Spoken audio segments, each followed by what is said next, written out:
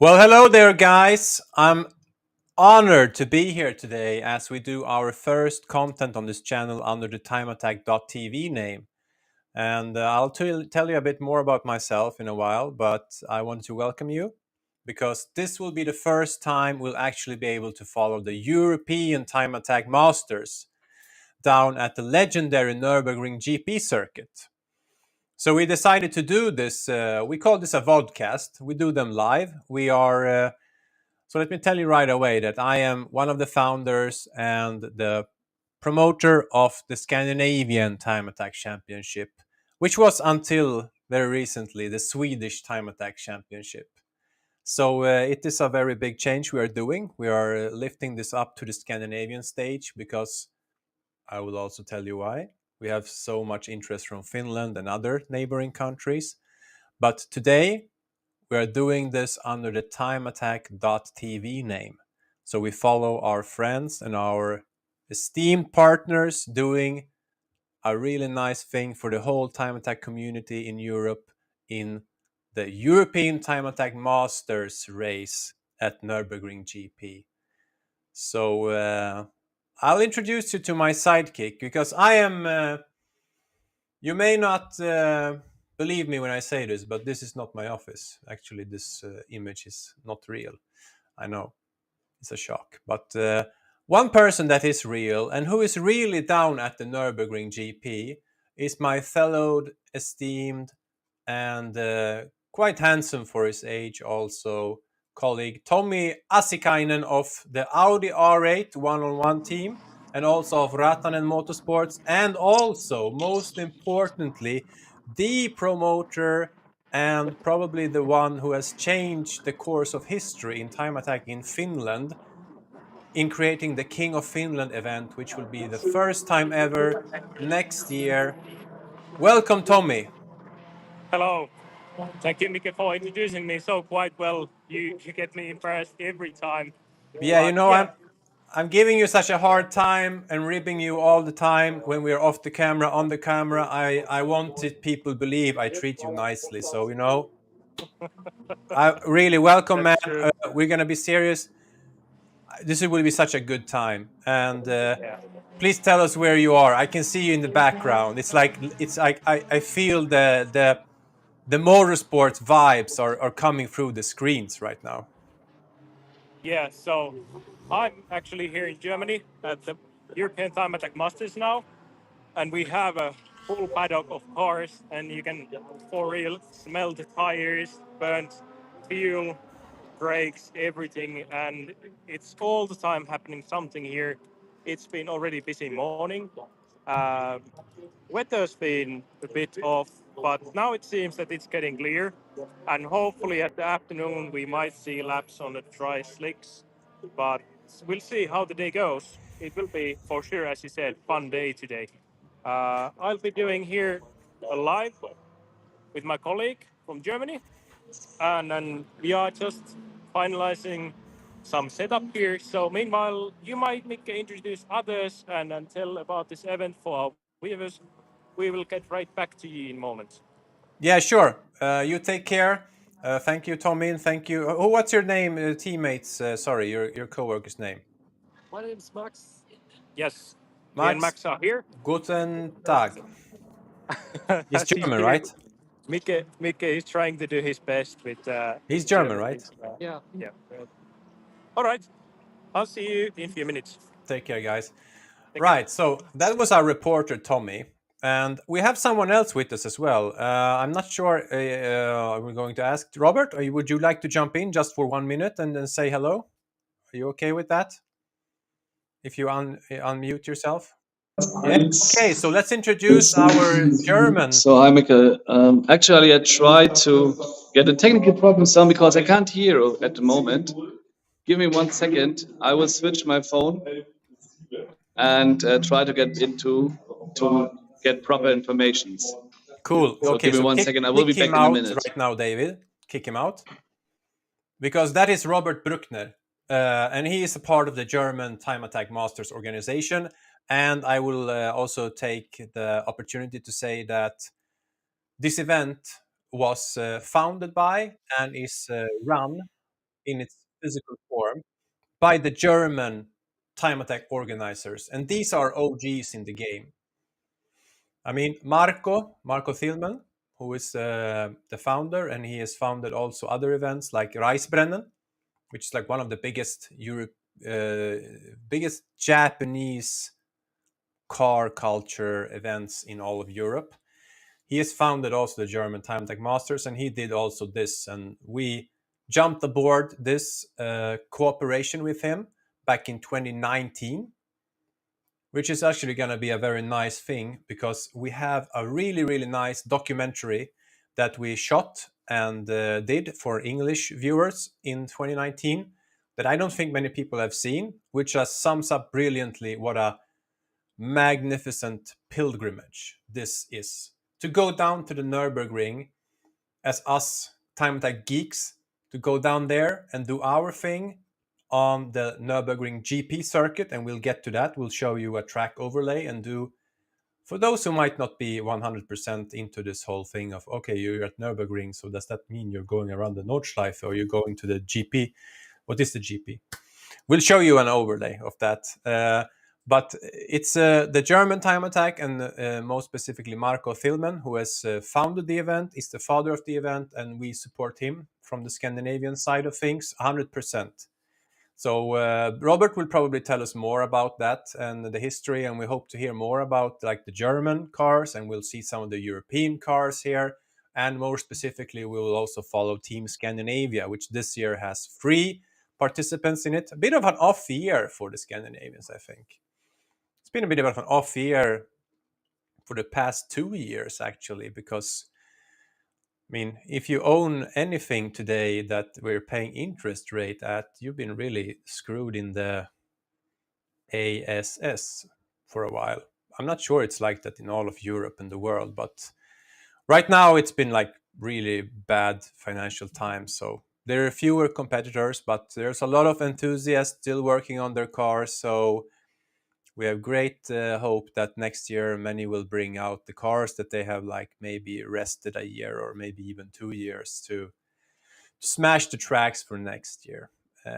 I'm also with me here today is my fellow co-worker in the Swedish office, Mr. David Johansson, the producer. You care to give us some words on what we're doing, what the setup is here?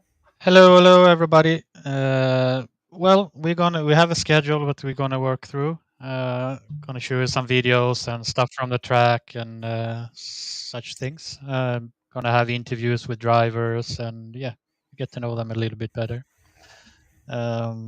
Just as soon as we get Robert in here, we're gonna show you highlights video from last year's European Time Attack Masters, and after that, Tommy will interview some of the Swedish drivers we have down there this year.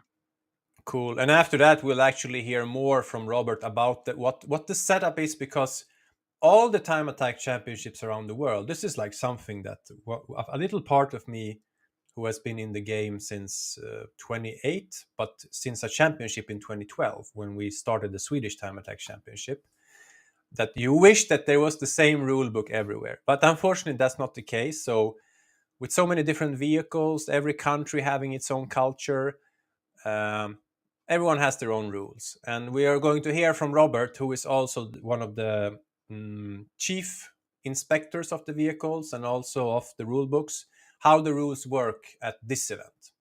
It will give us a good background. But before we go over to Robert, I want to give some shout outs, because you know what? This is not like an F1 broadcast. This is not even like the great trans broadcast that they do in the World Time Attack event.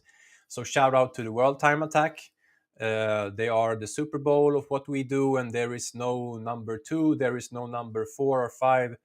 I think European Time Attack is the second best time attack event in the world, to be honest. But World Time Attack is in a league of its own, and their broadcast is also like wonderful. So really appreciate that in Australia they have a really good culture to support them also with sponsors and stuff. So we'll see where we go from here and on with timeattack.tv and the European Time Attack Masters to get more partners involved and to get our presence more known. But my point is that this is a more personal type of broadcast. So, our guests, you will have the chance to ask questions, and you will hear some questions, and we'll keep things in a serious, but let's call it a gentle and relaxed Sunday afternoon following some racing. Maybe, David, are we actually in qualifying right now for the German time attack? I think so.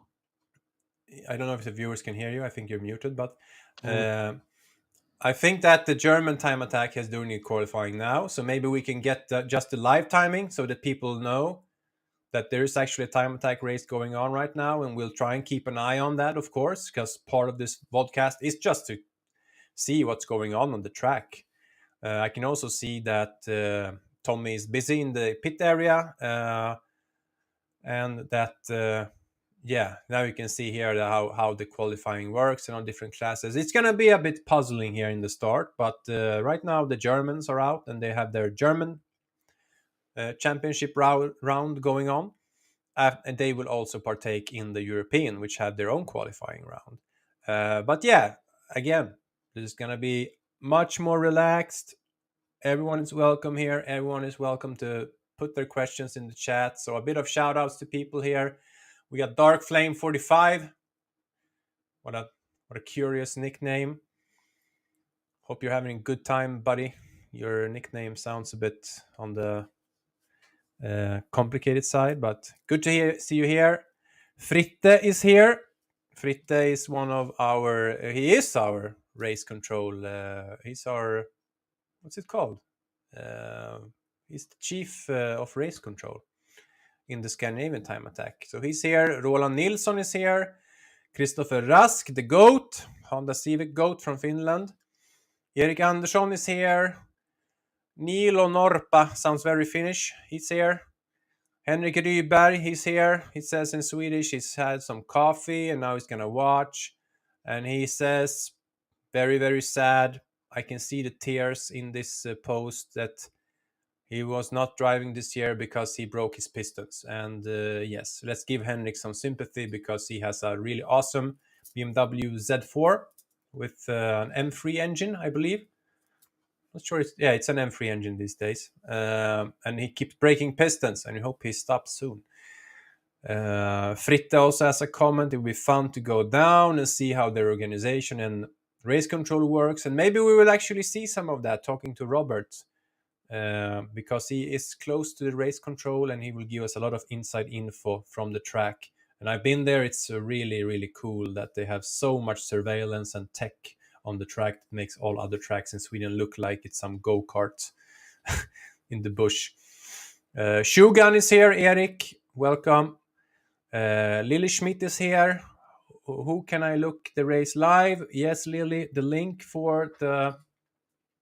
How can we get the link out there for the live timing, David? Maybe you can think about that and give me some briefing. We got Thomas Hammarström here. How many cars are participating in total today? We'll keep an eye on that. I'm definitely interested in that because it's been usually around 120 to 140 even. I think numbers are down a bit this year. I know that the Dutch championship was cancelled, so might be a bit fewer, but we'll see how many drivers there are. Lily, Eugene is my cousin. Okay, cool. Who is Eugene? We'll find out, I guess. Robert, are you ready to be introduced, my brother?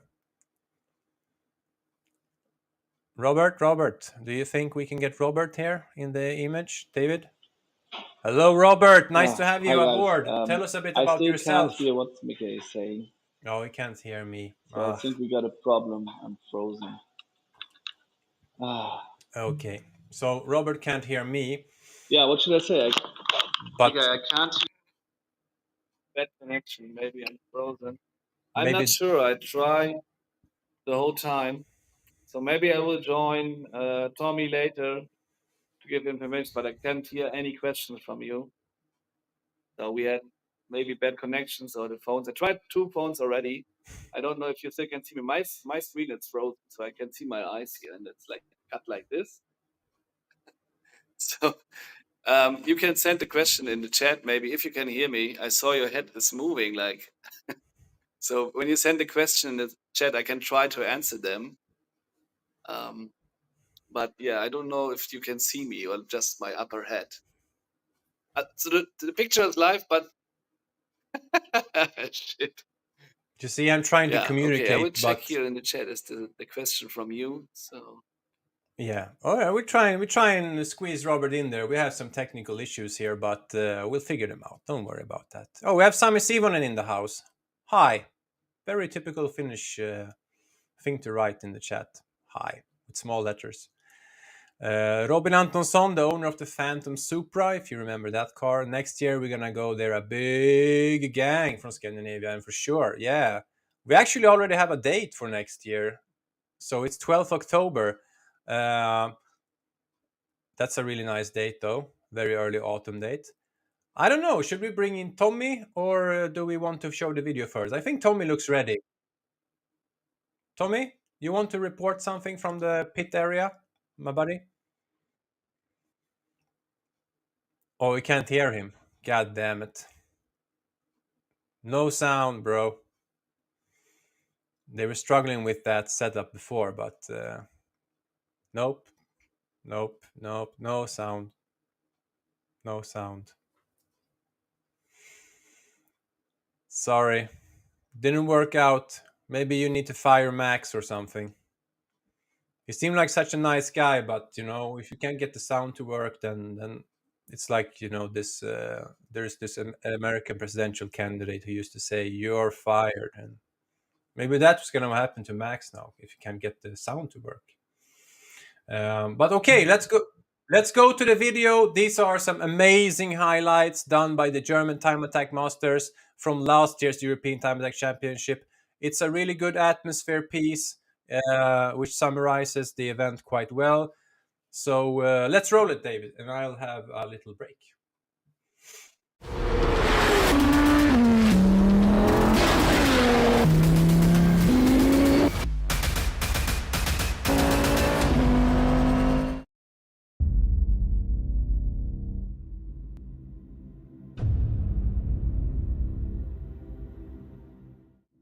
This is Econ track. There is a lot of straights, very hard and difficult turns.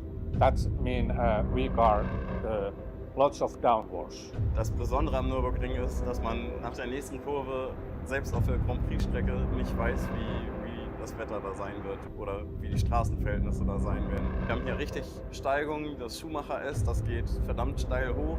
Immer wieder Stellen, die dann noch feucht sind, wo die nicht trocken gefahren sind, wo man sich irgendwie umorientieren muss und auch mal eine andere Linie fahren muss als die.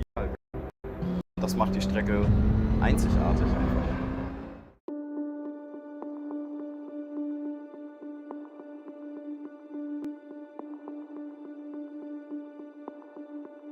So bei der Time Attack kannst du mit jedem Auto kommen und dich als Gaststarter einschreiben und auch mit jedem Auto Spaß haben und zum Teil auch sehr erfolgreich sein. Und das ist in der Time Attack halt einfach das, wofür mein Herz schlägt.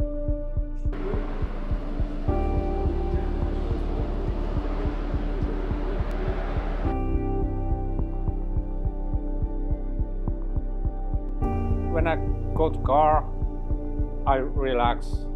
I think the close an eyes and think the whole track in my mind. About 5 minutes, I drive in my mind that tracks and feel like relax.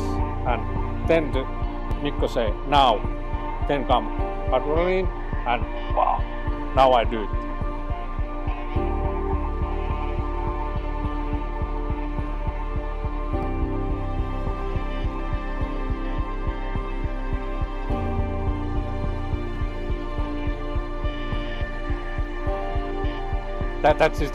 That's mine. Oh wow! When you do it, when I see that feels like I'm going up. Yeah, because that's what we try to do, and then we come. That's just the fucking yeah.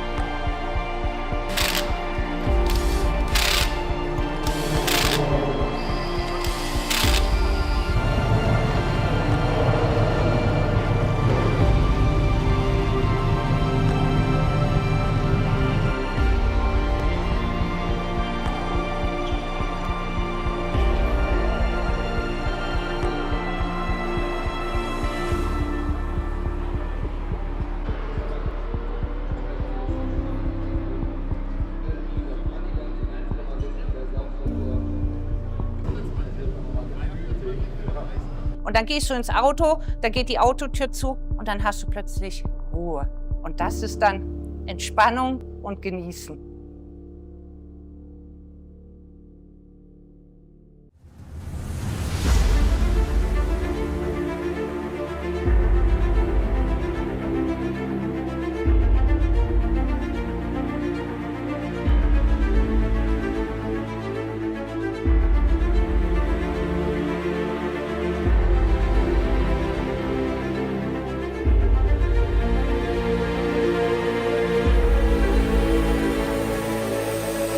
One lap and two must be fast.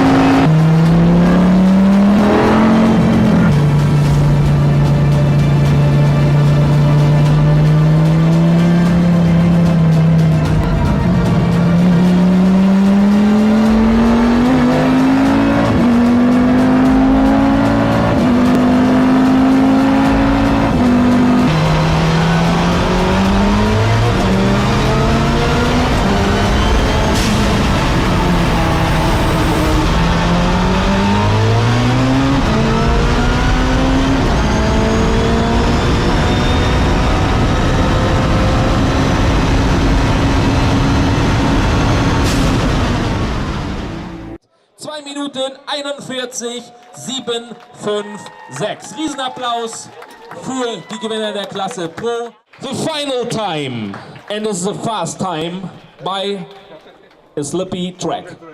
2 minutes 21.956. Congratulations. Oh, we're back. I think we're back. That's a really nice video. It captures a lot of the atmosphere down here. You know, we're actually going to go right down to the action because the qualifying for the European time is gonna start. So now we have Tommy in the picture. He's going through one of Team Scandinavia's cars. I see there. Yes, and possibly you can hear me now.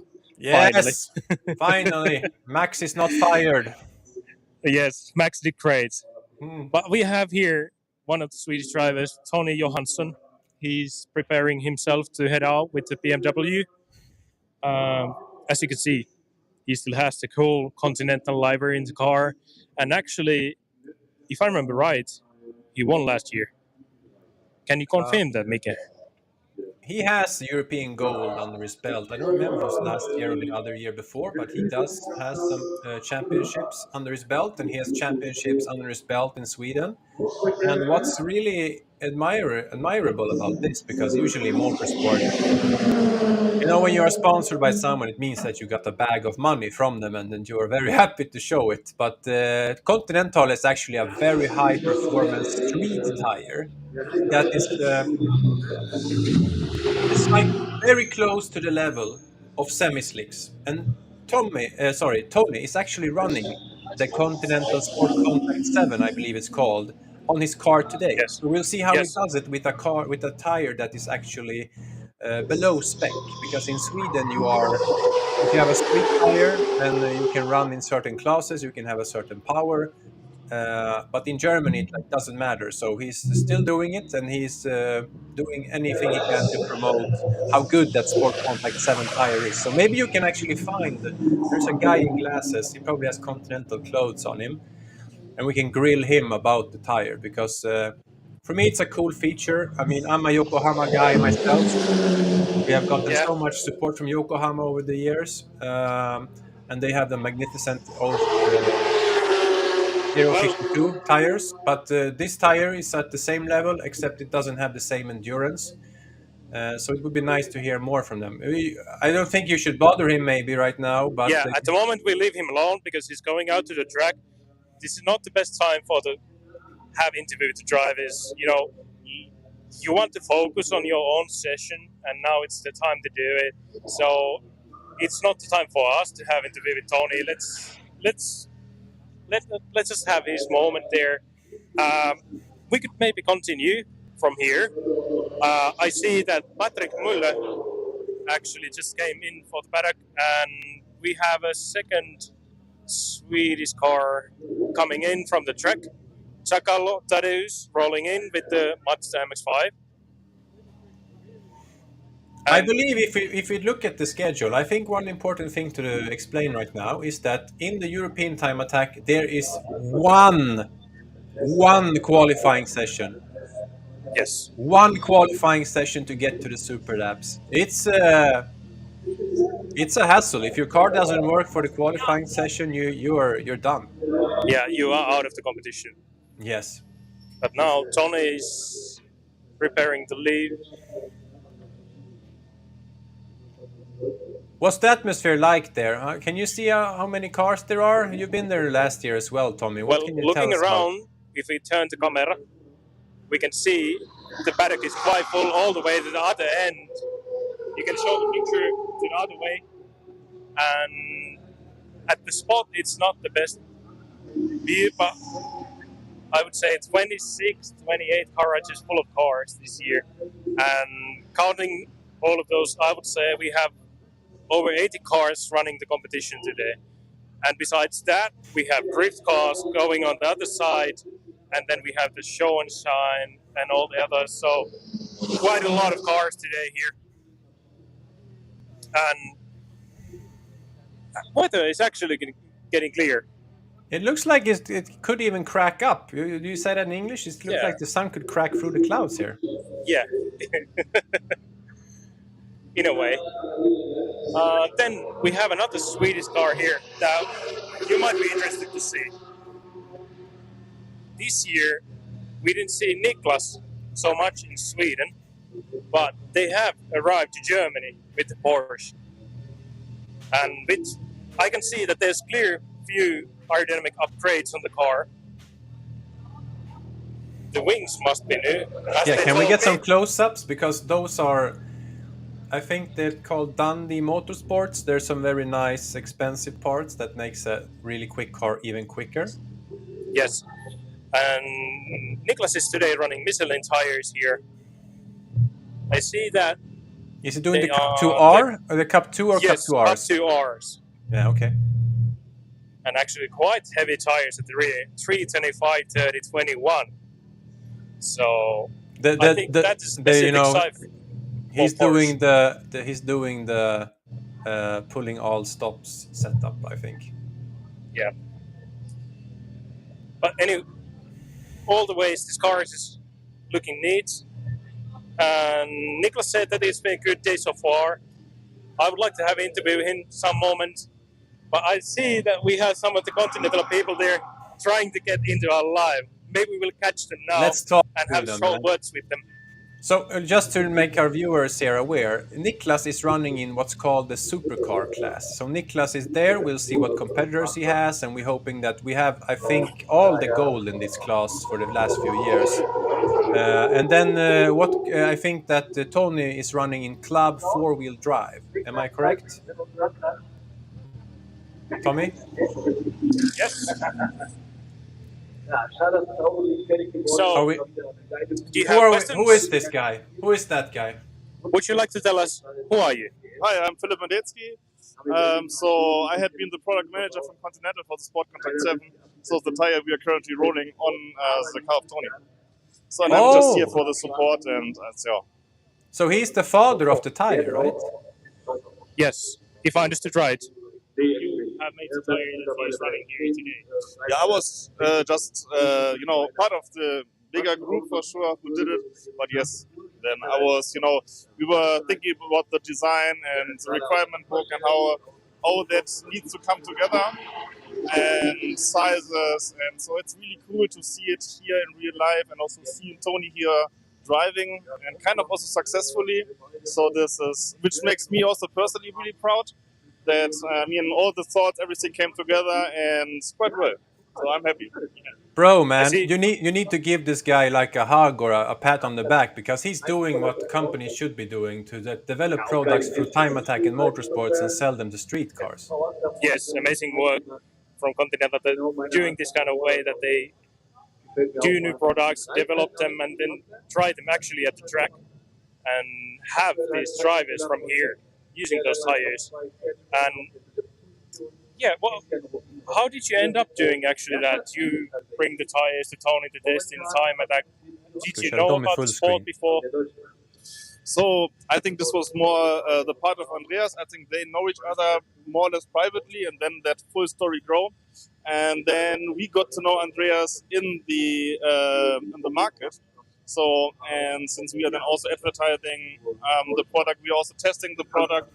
And then it was just a great opportunity coming here, seeing it just in real life. And they are great guys. They are really also cool human-wise. So, and we are connecting really closely. So I think this is just the start of, a much bigger program. And this is, the first time being here. Half official for Continental. But again, we hope that this is now evolving, getting bigger. And then also with the success of Tony, hopefully, it's looking good. Yeah, that this story going to grow.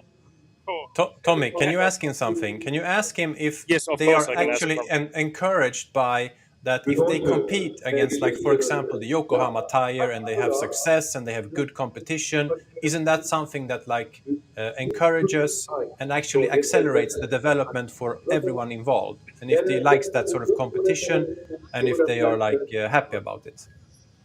So I got a question from the studio that, what do you think about competition between drive brands? If other brands would come into the same kind of setup, that they find drivers to test their products and want to develop more, and have healthy competition between you and other brands, like for example Yokohama, what do you think about that kind of competition? Would it be good for the brands and all over the market? What is your opinion about it? So if I understood right, that if more tire companies come here, and then we would have, I think for sure this is something always good. Imagine we would have a world without any competition, and then we would all agree on a kind of a tire setup in the 80s or 90s. So it's good that we have different companies pushing forward. Screen. Although, you tend to see them as rivals, but in reality it isn't. So in reality, we are all striving for the best products, and we are also pushing each other to bringing the best product. So if we see now competition comes with a new, better product, this is which just motivates us also in R&D to make it better, to put in just much more effort. So yes, for sure, I would really love to see much more competition and just much more evolvement of the market and much faster evolvement. And so yes, I would see it positively. Yeah, but at least you are here. Yeah. We are all cheering for you that the brand will go well, and Tony will succeed also this year, because I remember that Tony ran your tires also last year, and he won the competition. Yes. So I think he's got a bit of pressure from that. Yeah, for sure, we would also be happy if he would also winning. We're also praying for it. For sure, this would be a great success. If not, still, we managed to be here. We managed to be part of that huge community, and that is also really cool. And then let's see. I think he's also giving every time its best, and so this is what counts. So Tommy, you have to tell him that he must come to Sweden next year and enjoy the atmosphere there, and also come to Finland and have a sauna in the King of Finland. Yeah. So I got a message from the studio that we are all waiting you to arrive to Sweden and in Finland next year. We would love to have you there and show you the competition that we have, where Tony is coming from, because the level is quite good there. And we would love to see you there. Sauna is waiting for you. Yes. I'm going to talk to Tony, and then I'm anyhow in Sweden next year, so maybe this would be a perfect opportunity. I would really love to go there. Thank you for the interview. Nice day for you. All the best, and we'll see you after the competition. Yes. Good. Thank you. So Tommy, can you find somebody else to talk to there, or maybe like Well, we Niklas' have team? Niklas on his car, Yeah, so if you'd like perfect. to have a short talk with him now, Sounds that would be a perfect. good point. Bright young man. Would you like to do the interview by yourself? I can No, give you no, the no, no. headphones to Niklas, or do you No, want me to man. ask the questions? I want you to do it. I'm just gonna sit here and drink my cacao. You know, I'm just doing my lazy So work here. typical of you. Yeah. Oh, it seems Niklas is also getting ready.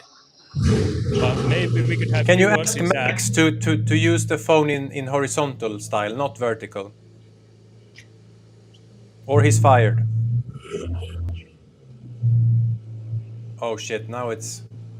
Yeah, getting ready. So okay. I think it's not the time for the tech interview. Maybe you can log in. Maybe they can log in again and we'll redo it. Okay, so Niklas is going out for his session now. Is that right, or what? He's preparing for his run. Well, Tommy, they will let's park go the to car the there. lineup. Bring our viewers to the lineup, and we'll see what's going on at the GP, because the European Time Attack qualification is going to start. It's going to be busy now. Can we get a window with the live timing?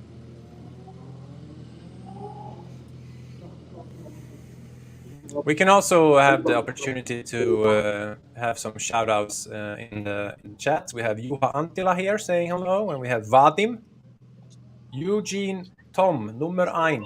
I think Eugene is some... also Subi Impreza says, Eugene Tom, good luck, my friend.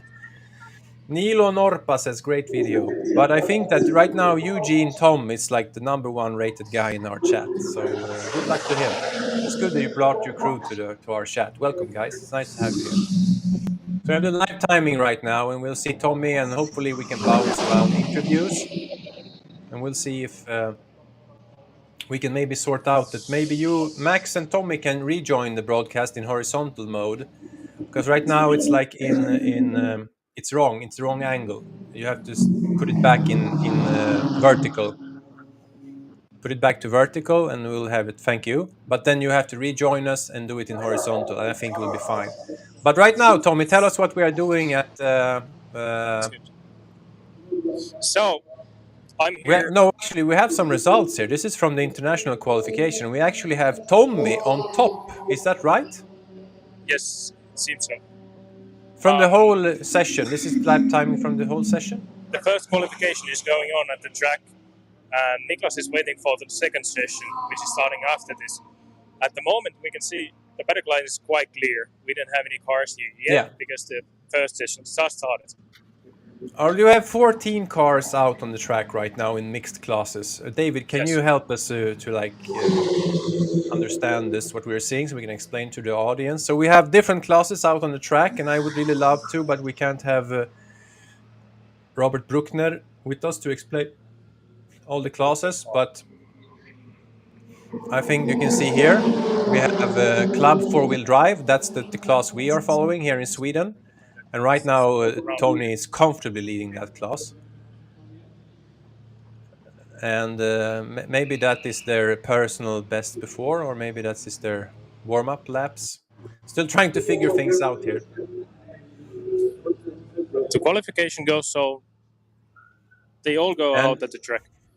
Yeah, okay. So we're still waiting for the lap. Remember, this is a long track. So I would have loved to show maybe we can actually squeeze in there. David, do you have a video of a lap around here that we can just squeeze in here while this session is still early? We want to show you the Nürburgring GP that normal people with the normal street cars can join at the European Time Attack. A legendary track that, correct me if I'm wrong, sometimes they run the F1 here even, but it's one of the really premium tracks in Europe, and this is where the European Championship in Time Attack has always been the past few years. So right now, I think that they are still warming up. Actually, Mikke. Yeah, Tommy? Are you on the line? I would have a surprise for you. I have a man who can explain to you how the qualification works, if you would like to have a chat with him shortly. Yeah, man, sounds great. You can hear them on the headphones. Oh, Just take I the know mic, that guy, man. just keep it somewhere a bit away from yourself, and you can talk to them. And he will say, hey, hello. He will tell you. You can hear it. Yeah, hey, Robert, how are you doing? Hi guys, I'm fine. I've just run down, so I'm a little red and sweaty right now. That's good. You need exercise. It's healthy for you, man. Yeah, thank you. You keep the mic a bit closer to your mouth. And here, people, Yeah, of course. this is not Tommy Assikang. This is Robert Bruckner. He is our reporter from the race control and also the speaker of the championship and also one of the top guys in inspections and technical data. So, Robert, you've been involved for a while for the German time attack and you are using these rules for the European time attack. Can you tell us about how the qualifying works? What will we see here today? Yeah, actually the qualifying for the European Championship is going on. So the fastest 5 guys from the qualifying will come into the hot lap. So there you have the single lap shootout, like also done at World Time Attack Challenge. Superlaps. Yeah. Or theirs is called Superlap, yeah. And we have now 20-minute sessions, just separated by different classes. We have,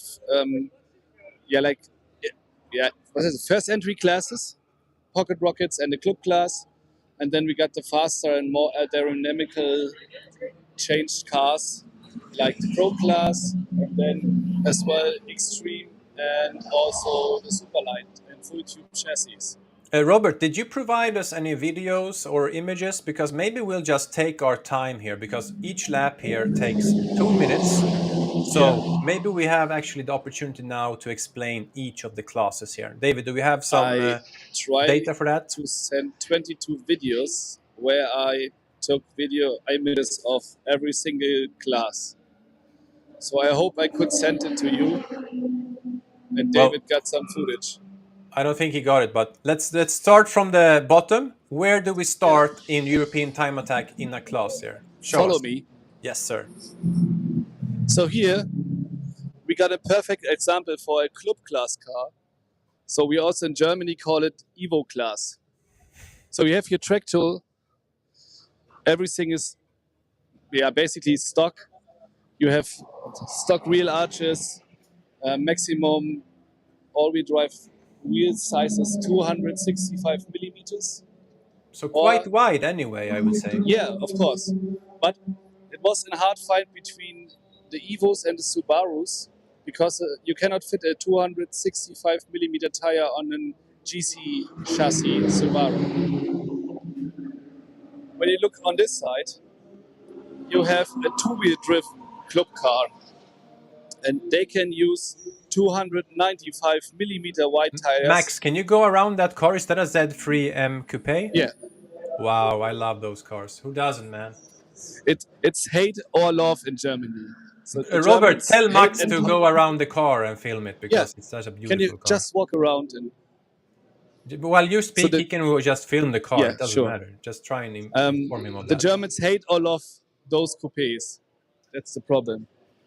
Why would they hate it? What's wrong with you guys? Some people say it's ugly.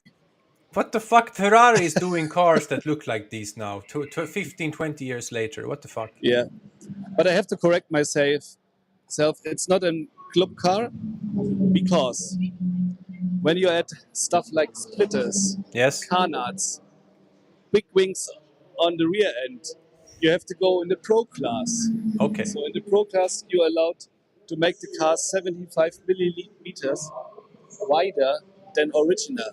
How wide are these tires?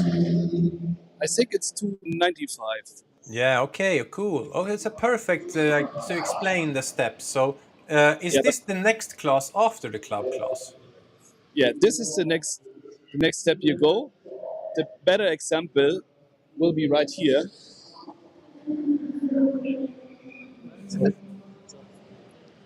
So as you can see, it's also a BMW. It's an M3? But it's a replica of those GTRs from the United States. Oh, shit, man. Oh. So you will have a walk around. This car is fully matching the rule book for the Pro class. 75mm over fenders, maximum allowed splitters, diffusers, wing, everything. Even the livery is like from the US, right? From Yeah. back in 2002. Yeah, it's supercharged. Oh, okay. How much power does it make? Do you know? Give me one moment. So I'm gonna ask the owner. So Ben, one short question. What's the amount of power your engine is producing? Around 500 horsepower. So it's sequentially shifted and 500 horsepower on the wheel. Did he keep the power that way to keep it like it was, or does he like want to increase it, or what's his strategy for building the car? So what was your strategy to build the car for you? Sorry? In this way? Was war dein Beweggrund, das Auto so zu bauen, wie es jetzt ist? I'm probably the biggest fan of the BMW E46, and GGR is top level, I think, of the E46, and of course for every E46 fan, it's a dream to build such a car. Robert, tell him that he has. Sorry, Robert, tell him he has fans in the chat to recognize him, and this is actually a 330, so it's a maxed out 330, and tell him he has support in the chat from Henrik Ryberg and Daniel Rosenblom. That is, yeah, on 330. So you got some fans in our chat on the broadcast right now, and it's in maxed out 340. What is it? 330. 330. Ah, it's in 330. Yeah. So people recognize you. Yeah, but this is the perfect example for the Pro rulebook. So we can do another step if you want to, if you got time. Sure. Yeah, we got all the time. Can we look at the live timing? What is the session like? How much time is remaining in the session here? David, our producer, is also trying to keep an eye on the competition. How Tony is doing. Right now, Tony is only second place, and he has just been edged out by 1/10 of a second by Eugene Tom, the one that people are talking about in the chat. So it seems there will be a rivalry here because us Swedes want Tony to win, and we have in the chat some Eugene fans. Can we know more about Eugene Tom? Robert, do you know anything about this guy? Eugen Tom, yeah. He's driving in the club class, as I introduced the Evo class. And he got a really nice fight this year with, I forgot the name, I'm sorry. Could it be Victor Horst? No, the other guy on the second place. So they are equal on points. But, Andrei Urban? No, it's not Andrei Urban.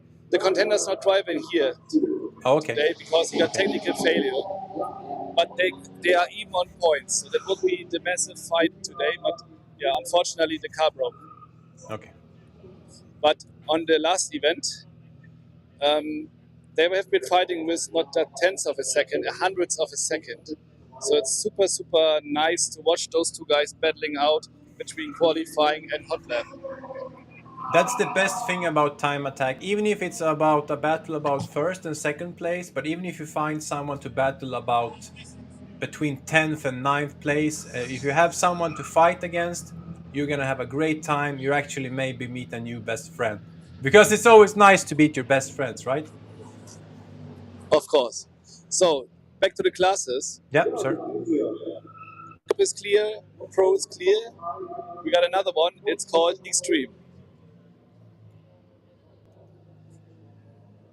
So what you're going to see here is one of the nicest cars in the pit lane, built by a guy at home named Patrick Müller. Yeah, another Evo. Over the years, he's several champion in Germany, several champion at European Championship. And you can see it's really wide. It's got a really big splitter, huge wing, but still looks like an Evo. That's very nice. We really appreciate that in Sweden as well, because our classes actually up to our Pro, which is more like extreme, take very high consideration into keeping the car that technically it could be restored to a street car with a lot of work, you know. Yeah, but we can see that this is changing at the moment. So more and more crazy builds came up the last 1-2 years. So like the BMW from Bernd, the people spend more time, more development in the cars to get real extreme cars, real time attack monsters, what you can see in World Time Attack as well. And also in Sweden and Finland. That is correct. And we have in Sweden, we also have the Pro Modified class, which is the first class on slicks, or rather the second class these days. But many, many extreme cars like the Autogruppen Evo, who we'll maybe meet later today. And we'll also meet where Tommy is part of the Audi R811 teams who became world champions in World Time Attack in their class in the Audi R8. And apart from that, you also have the unlimited monsters, which I want you to show us the other alternative class of super lights. Can you find a car like that to show us what that's all about? If you Because got now time, we have follow gone me through. again. I'm following you and I'll speak at the meantime. And please correct me if I'm wrong. We start out at club class. And Yes. in there we have four-wheel drive, we have two-wheel drive, and we also have naturally aspirated cars, right? Yes, up to Good. 2.5 liters displacement. Yes, and one class you seem maybe haven't mentioned is the pocket rocket class. I will go and find one. I just take the gear from Tommy, so come on, follow me, guys. Yeah. I will just walk in front. Three Tommy, different club classes. We have the pocket rocket class, which is like a very lightweight, low-powered car class, so right? as you can see here, the Civic. This is a perfect example for a pocket rocket car. So you got maximum displacement of 1.75 liters based on a hot hatch platform, Hachiroku as well, or even Miatas. Oh, can you go and film that? Tell him to go and film the Hachiroku, for God's sake. Yeah, of course. Tell Max it. Tell him. Shout.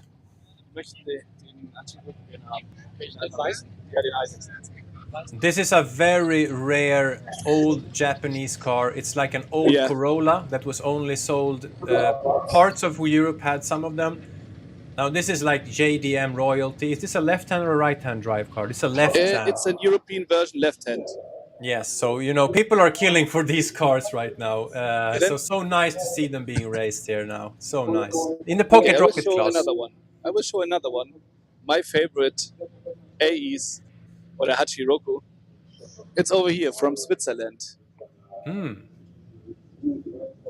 Oh, another coupe. Yeah. Okay. But this one is the real deal.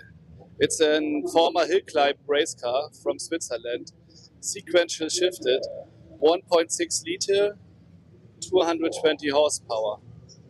And he's fighting the big guys in the extreme class, which got multiple 100 horsepower more than him. But when the weather conditions are tricky, this is a hot lap contender.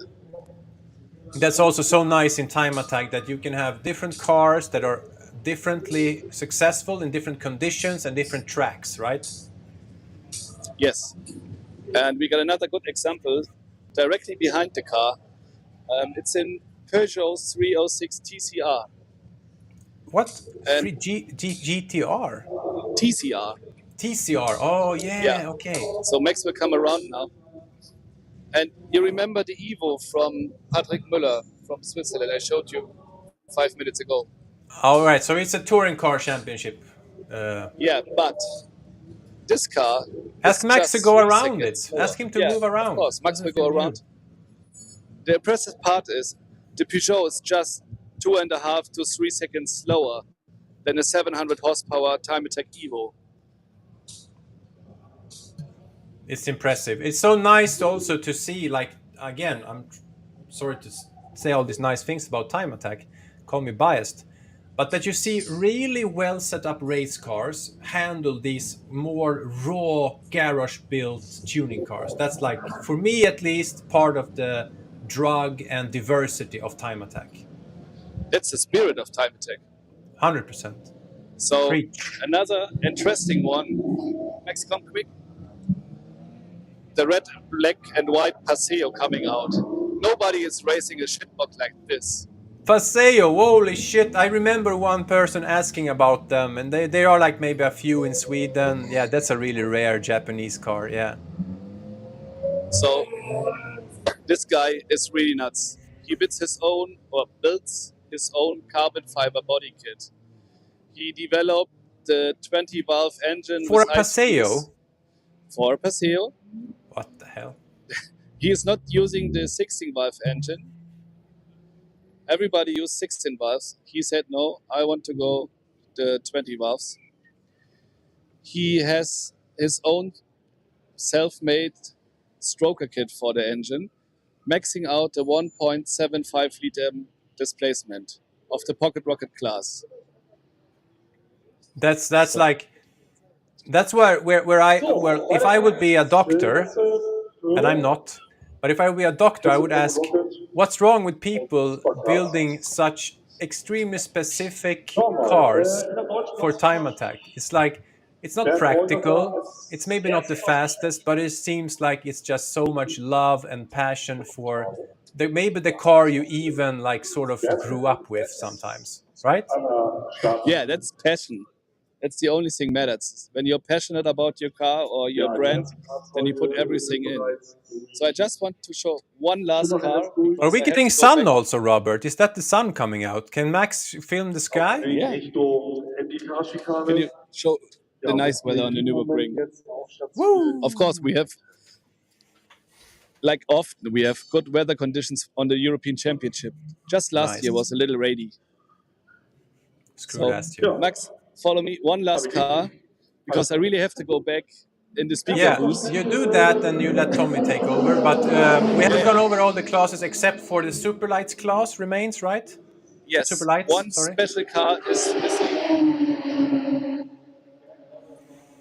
So we're going to try to find a super light for you. Yes, I will go over the classes one more time. So at the beginning we have pocket rockets, and we found that all these cars under 1,750 cubic centimeters is fine. And then we have 3 different club classes: 2-wheel drive, 4-wheel drive, and naturally aspirated. And after that, we kind of forgot about the supercar class that has like M4s, Porsches, and we hope to see Niklas from Team Scandinavia getting the gold again there. After that, we go to the pro class. Are the pro classes split up into 2-wheel drive and 4-wheel drive, or all they are running the same? It depends on the amount of contenders. Okay. If we have 5 contenders for every transmission setup, we will have the class 2-wheel drive and 4-wheel drive. Cool. And then we go up to Extreme, right? That's where we saw the Evo. Yeah. And that is on slicks, correct? Correct. Yes. And after that, there is also the Super Lights class, which is kind of special. Yeah. We talked about the home-built Extreme class cars. Have you seen this one today? What is that?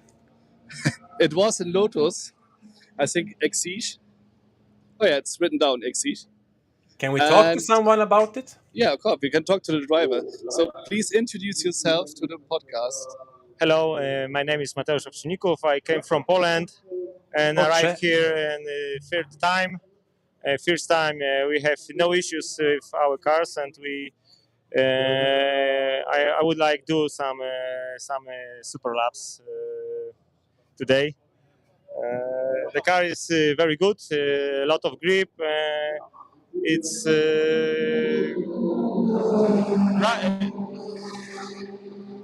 goes very fast on corners, on the main straight. That will be fast. Everything is okay.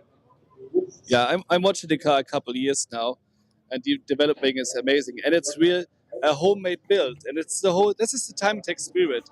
Guys from Poland go into the garages and build. Robert, you have to ask him what makes him take the long journey from Poland to be here, and how does it feel?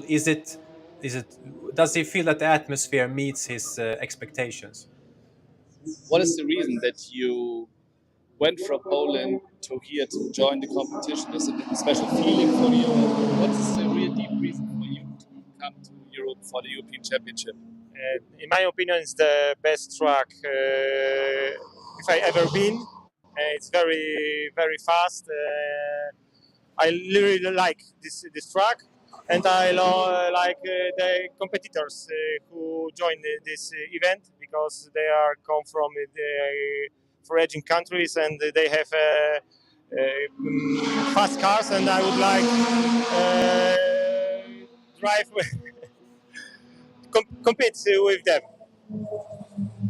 Robert, can you give him the earphones? I have a message for him in Polish. Oh, we got a message. Give him the earphones, and I will talk to him, so he can hear what I'm saying to him. Yeah, you speak Polish as well. Yeah, so Tommy, your gear is going to another one. Take your time. Sorry. He wants to talk to you. Okay. And he's able to speak Polish as well. Really? So, yeah. Okay, buddy, can you hear me? Yeah, I hear you. Okay, let's do this in Polish in a few seconds and we'll not lose our viewers, but fajnie, że jedziesz całą tą drogę do Niemiec i chcemy, żebyś do Szwecji też przyjechał i nawet może też do Finlandii. What do you think about that? No myślę, że jest to możliwe. Mam dzisiaj ochotę na zejście poniżej 2 minut. Myślę, że jest to realne i wtedy będę mógł brać udział u was, bo jednak te auta są bardzo szybkie. Więc muszę się do tego przygotować. Inaczej nie ma sensu przyjeżdżać i walczyć, bo auto będzie po prostu za słabe. Zawsze sens jest, bo wiesz, poznajesz nowe ludzie i będziesz szybszy następny rok. I will do this in English now to say your reply that I asked him, so you're going to Germany and it's really nice to see such a wonderful piece of engineering. And he said that to come to Sweden and to Finland to compete, he would like to go under 2 minutes with his car, because it's that just shows it's a really quick car, which is insane quick time. I don't remember what the R8 did here, but if he succeeds, he will come to Sweden and Finland. I told him that you should come anyway. It would be a great way to develop your car and to meet other friends. So while you still have the earphones on, my Polish brother, who would you like to thank, and what would you like to tell our viewers?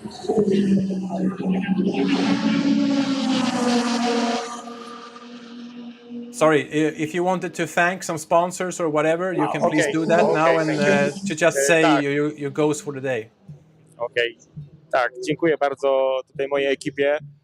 Jest tu ze mną mój tato, mój przyjaciel oraz człowiek, który zbudował to auto i tak naprawdę to są jego pomysły.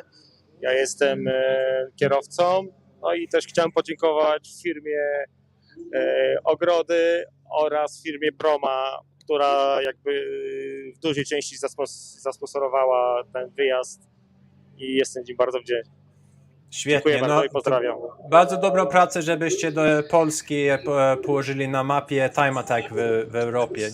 Dzięki. Daj do kolegi, co ma kamerę. Dzięki. Dobra, dzięki, cześć. So he said basically that this is a family-run team, and he wanted to thank his father and the other people working on the car. They've been working together for a while, and also his sponsors who made the trip possible. And I also thanked him another extra time for actually making Poland proud and putting them on the map of European Time Attack. So Robert, quite nice cars here. Who are we going to find to beat that? No, there's no need to beat that. I think in the next couple of years we're going to have a really nice competition in the European Championship. Because you know better than me that some crazy cars are upcoming from Scandinavia. And we're going to have a really nice fight for the championship. Yeah, for sure. We have had some coming and being guests over the years. And we hope to fill it up, and we will probably see a bit about that from 2019 video. Are you going to be able to find a Super Lights car? Oh, here we are. Here we are. So, question. You have driven everything. 1,000 horsepower cars, pocket rockets. What are you going to do next? So you took a kart, you blew it up, you put a 1,000cc motorbike engine in it, and then you got this. Like a really, really insane go-kart. It's a stupidly fast go-kart. Yeah. And these cars run under 2 minutes on this track, right? Yes. It depends on the driver, but we know drivers. They have been here a couple of years ago. You definitely can go sub 2 minutes. So Very nice. this is the basic version.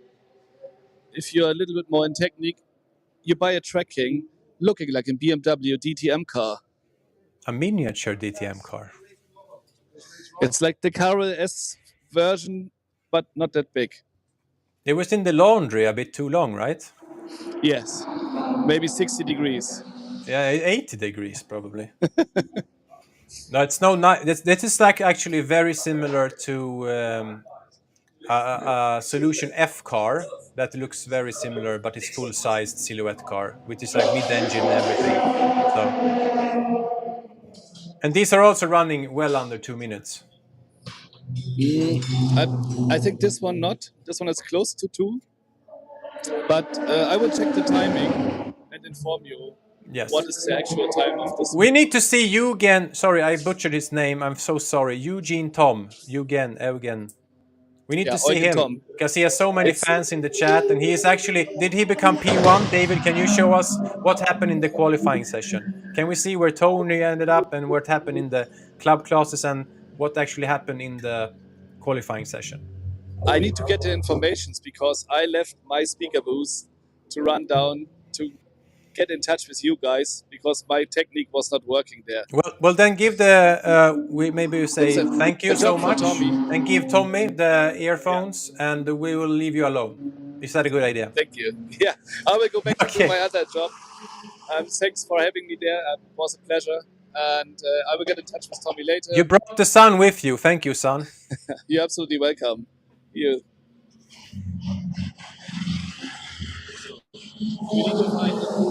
Yeah. Okay, Tommy, are you with us now?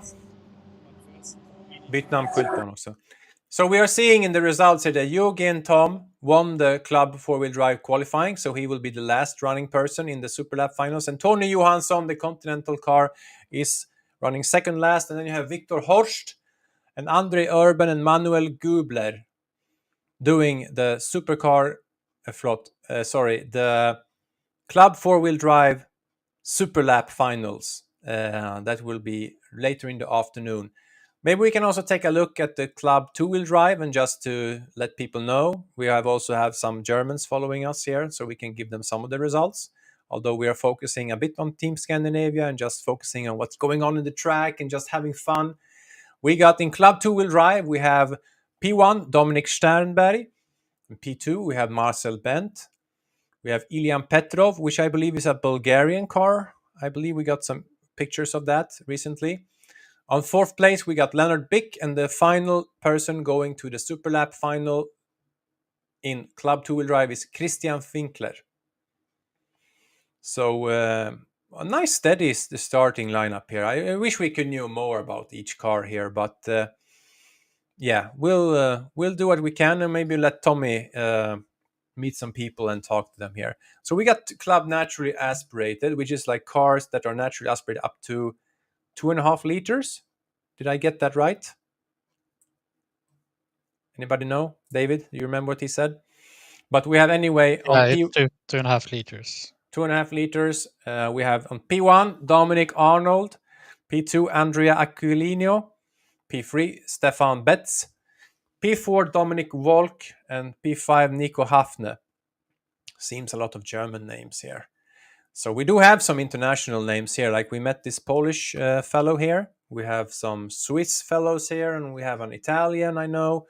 And we also got, I think, a Bulgarian, and there's also a mix of other countries as well, apart from our Swedes.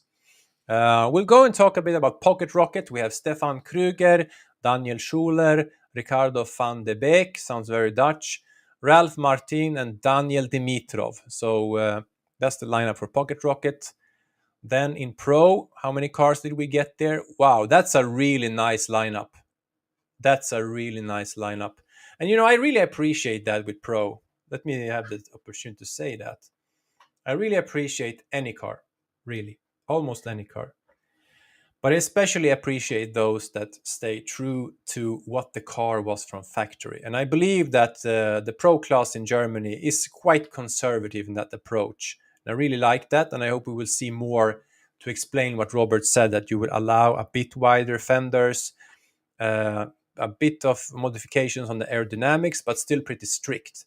Would you agree, David, their sidekick, that this is very similar to like what we try to do with our challenge class and the Pro Street class? What did you say? That the Pro class in Germany is actually so conservative that it's quite similar cars that we in Sweden call Challenge and Pro Street, the two lower classes. Yeah, probably they're a bit similar. I think I would say it's like Pro Street, or like that. Yeah. So anyway, from Pro, we seem to be running all the cars now. No two-wheel drive or four-wheel drive, what I can see. We have P1 Bernd Neundote, P2 Benedikt Platzköster. I'm butchering names. I'm very sorry about that. P3 Jürgen Bonengel. P4 Jean-Claudio Flensberg. And P5, the final participant in the Superlap's final will be Claudio Arena. Is that the Italian guy who has that sick Evo? Or is that, no, that must be that's going to be in the extreme class. So a very impressive starting lineup of their pro class. I see 18 cars here in that list, and that's an amazing number. And you can definitely have a sense of time attack the way it was in our pro class in Sweden like 10 years ago, that the cars still had a lot more stock body before they went extreme with a lot of upgrades.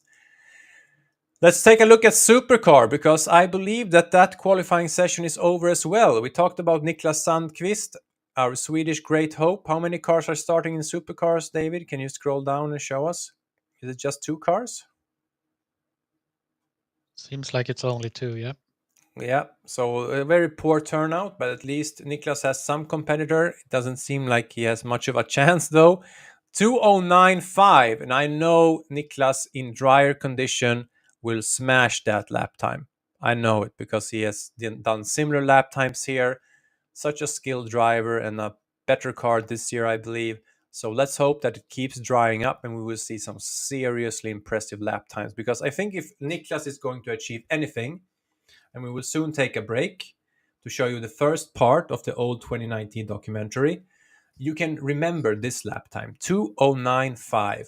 You can compare it to what eventually the European champion in Supercar in 2019, Tommy Gråberg from Sweden with the Dodge Viper, back then in stock condition, did back in the day. So Niklas has that lap time to beat. Even if he doesn't have that much competition this year, it's the same thing in all of time attack, actually. You will always find your lap time that you want to beat because you know another bro or sis did that lap time and you want to show them you're faster. Correct? I don't have a sidekick and David is doing technical stuff, so I'm basically talking to myself. Let's read some comments here, because I think that was our results. Or did we get some? Did we miss out on the extreme class? I think. And let's do maybe they're running now. By the way, David, do you know the schedule and what's on the live timing right now? What's going on the track? Right now, what I think, they are a bit ahead of the schedule, because the European qualifiers should have started at 3, but they started 20 minutes before that. So there's a bit of delays here, I believe, right? The other way around. Oh, we're early in the schedule. Yeah. Okay. At least to the schedule I have. Maybe they switched it up.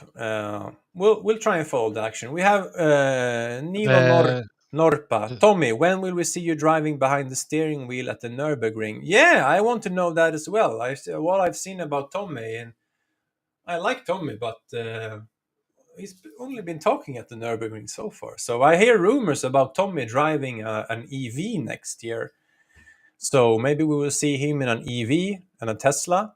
I know stuff is going on behind the scenes. So Nilo, we will probably see Tommy in a Tesla next year.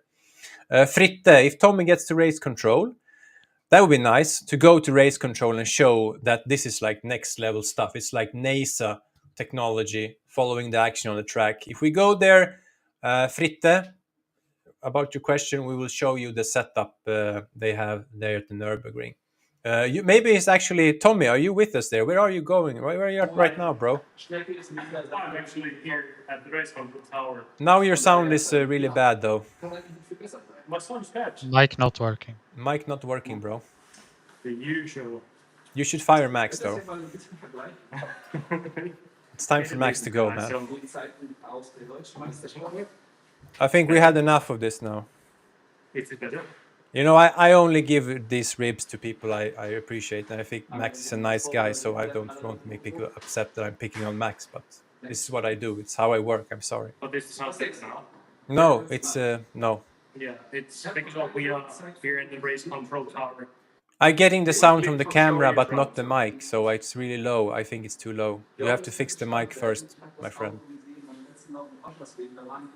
So in the meantime, we'll try and investigate a bit more. David, did you get to the results on what's going on live now, for example? What's the live timing says now? I think the Extreme and Super Lights should start soon.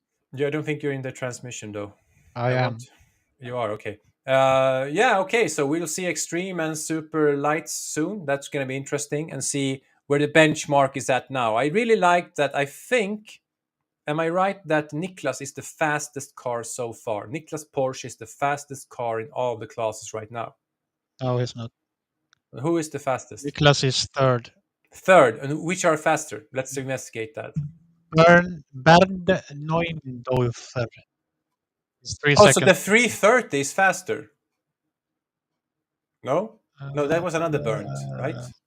I don't know. No, we can hear Tommy. Good. Yeah, okay, you just saved Max's job now. You just Here you saved have the Max's job. quickest times. Directing these guys here at the paddock, as Robert and Max did quite well, in my opinion. Otherwise than you, Mikke said.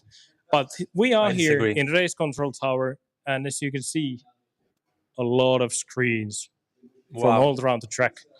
And we can actually see this, the glass that's running on the track.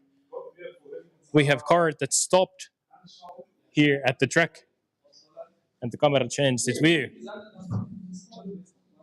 Oh, and they can send the rescue that way and just give the flags on the right post and stuff.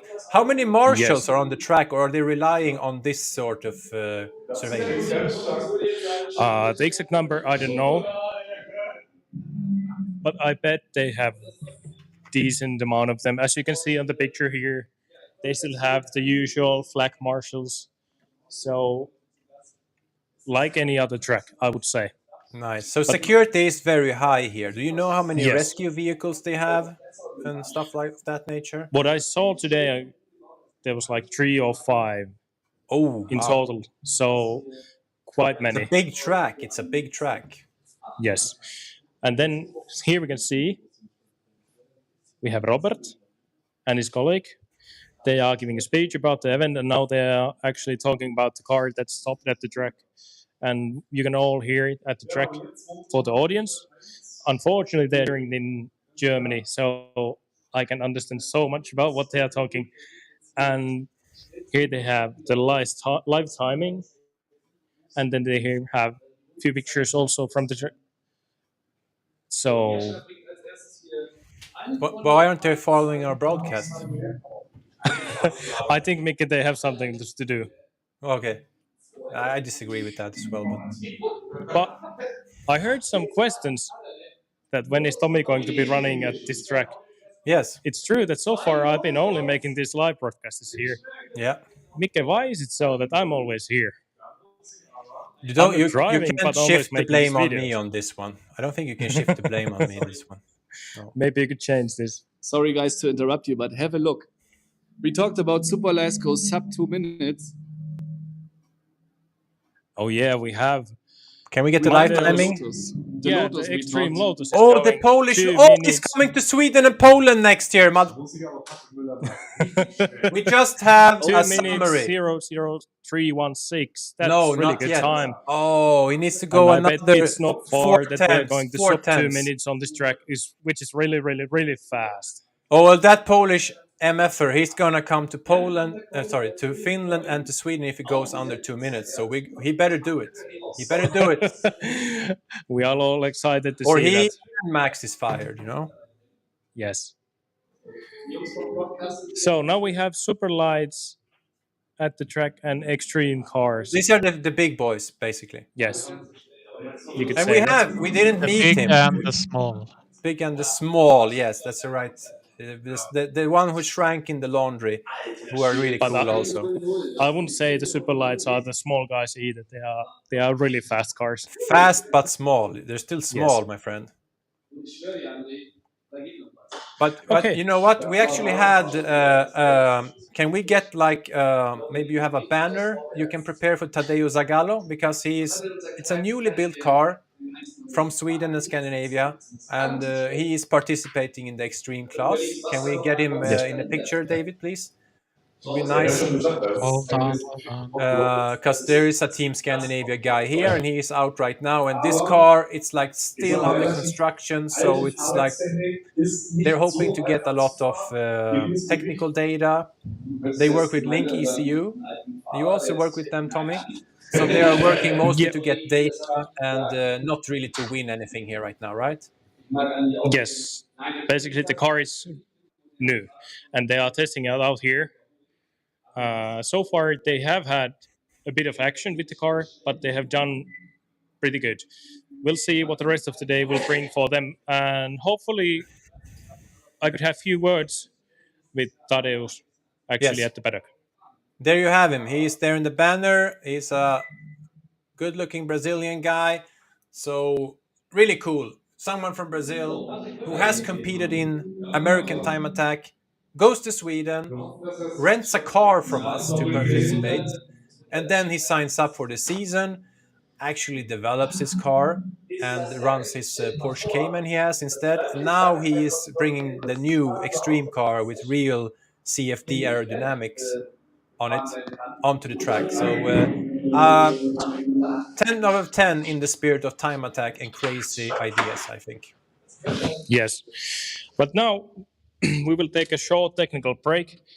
I think you guys are good with Mikke for a while. No, and then we'll show a movie. Hop back into live. Yeah, leave us, Tommy, and I will introduce the video we'll show. We'll take a break. I will have a bathroom break, and you will get a break from me as well. I would love to have some more questions. Shut up, Tommy. I would love some more questions in the chat. Hit us up in the chat. Ask us anything. We'll get Tommy to get there. We'll get Max to go there before he gets fired. And I'll try and answer some questions as well. So what we will see now is something that I can actually say I'm proudly the director and producer of. Although, to be honest, David, my producer here, is the guy who's done most of the hard work. It's a mini documentary that we showed you in 2019. It was a video that we produced with a sponsor. Actually, the winner of the supercar class that year. It was the first ever trip down to Germany with Team Scandinavia. And we did a 3-part documentary, and we will show you all 3 parts during this broadcast whilst we take breaks. And they are on our YouTube channel, timeattack.tv, which is to change the name of for today, which of course also means there will be a lot of nice things for next year in this channel, a bit more international content here, if you want it, of course. So, with that being said, let's see. Not yet, but in a minute you will see the first part of a lot of behind the scenes, a lot of like atmosphere, and why you actually do this trip. Like I asked the Polish gentleman, why would you do such a long trip to Germany for 1 day of racing? And I think that these 3 parts and this full documentary really gives us a good perspective on the atmosphere and all the activities you do outside of racing, and actually to steal some of the words that one of the winning drivers said that year, that you actually kind of don't go there just for the racing. You actually go there mainly for the whole experience, and let's call it the memories outside the track, the friends you meet there, the food you ate, the typical German food, the atmosphere around the ring. And I remember that year there was some, I believe the championship was still called VLN back then. So there was an 8-hour race or a 6-hour race there on the Nordschleife. And yeah, it's a full pilgrimage. You went there for the full weekend, did a bunch of stuff. And then, of course, we did the racing and got to know competitors from other countries and raced against them and had fun with them. And also, rumors say that the after party at these events are very wet and crazy. And actually, some televisions don't actually survive the after parties, and people get billed for broken televisions at these after parties. So yeah, it's a bit crazy, more or less. So David, how long are we from part 1? Few seconds. Hold on. We are 2 seconds now. Okay. I just forgot to prepare this. Yeah, we're just setting things up, and you will get a break from me and just enjoy this video. It has English subtitles and English voiceover to lead you through it. And then we will be back. When are Superlaps, by the way? Superlaps are in 17... Should be like in an hour or so. Yeah, more than so that. In that time, we will show you 1 part, maybe 2 parts, and we will see what Tommy can find on his journey in the pit area. And guys, come on, ask us questions in the chat. Give us some shout outs to the drivers you support. We want to see people engaged in this broadcast. Even though it's our first one and we know we have a lot of stuff to learn and improve on, we will do that as long as you're interested in that. Okay, we are ready. Okay, so I'm going to take a break and enjoy the documentary by our company, mine and David's company, Superior Media. This is the European Time Attack Championship in 2019. Thank you. In Sweden, one of the most popular motorsports is time attack, a battle on racetracks against the clock to determine the most capable driver and well-built machine in synergy. Nya ribban för gatgodkända R-däck är därmed 1:18,9. Becoming a champion in each of the 6 classes is a challenge people come back to season after season. Time Attack is the only motorsport where you can see an exotic supercar face off against a garage-built tuning monster. Amateurs in street cars share the same pit area as professionals in extreme cars banned in all other forms of racing. This season marked a record number of different drivers racing, big brands as partners, and even a guest appearance by a true Time Attack legend from Japan. Now, it's time to share what finished off a fantastic season, when 2 of the Swedish champions were sent to the world's most well-known racetrack in Germany to compete in the European Championship. Bara känna stämningen här på Nürburgring och att allt är så stort och mäktigt. Det är jättehäftigt att få testa en sån här professionell bana. Om jag kan inspirera någon annan att göra det, eller flera andra, så att vi kan bli ett gäng, så det vore ju fantastiskt kul.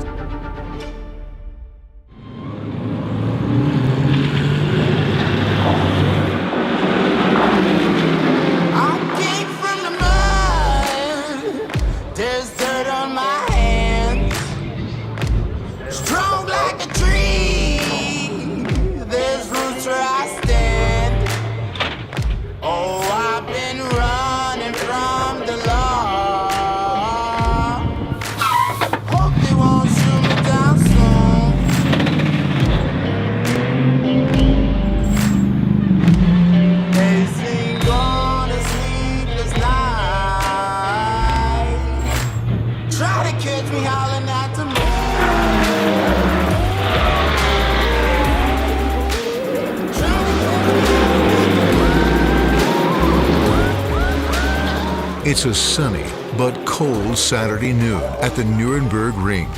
Each weekend, top-level motorsports gather here. Today, the German long-distance championship VLN is here with a starting grid of over 150 vehicles. Most noticeable with their ferocious looks and vicious grunt are the SP9 GT3 category cars, usually backed by the big German manufacturers.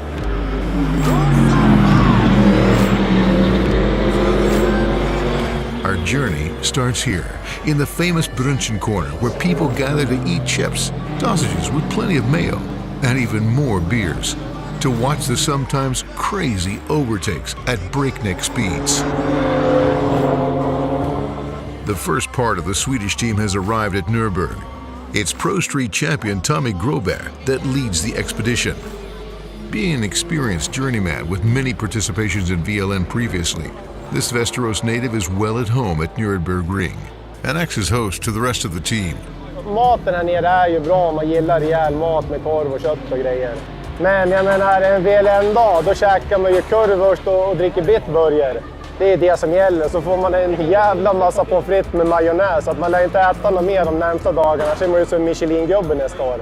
Men det är liksom själva den här känslan att ha det här, ha den här biran. Och sen hade vi kanonväder igår och bara må bra. Så att ja, det är ju energiboost deluxe. Och sen titta på alla de här galningarna som far omkring. Det var en som sa det till mig när vi körde 24 timmar sedan för några år sedan. Så cyklade vi runt kvällen innan och så stannade vi och snackade med alla fans och allting sådär. Och då har man en sån här tagg att man är chaufför och de ville bjuda på bärs och de ville snacka. Och då var det en som sa det att ni är våra gladiatorer när ni kör omkring här. Och att få titta på er. Och det kände jag samma sak igår när jag stod där och tittade på de här chaufförerna. Och hur de far omkring här på den här banan i den farten.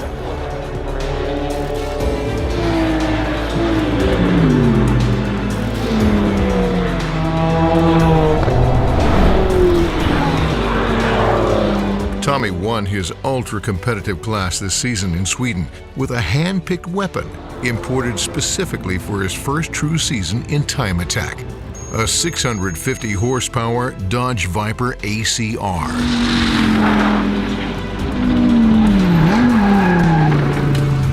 He comes down to the ring extra early to use the VLN test day before today's event. It's been a race in itself just to get the car to Germany on such a short notice to compete in the European Championship. Det fanns ju inga upplägg överhuvudtaget. Vi fick reda på det här för 2,5-3 veckor sedan. Och då var ju bilen nedplockad. Vi hade börjat plocka ner den inför vintern. Så att det här vart ju panikmecka. Veckan innan, jag var varenda dag i verkstaden, hela helgen, varenda kväll. Jocke körde på och skruva som vanligt. Vi lyckades ju dra ihop skiten, jobba stenhårt, åka till Gelleråsen och testa för en vecka sedan. Funkar något sån här. Vi tyckte ljudet var okej och bilen funkar okej.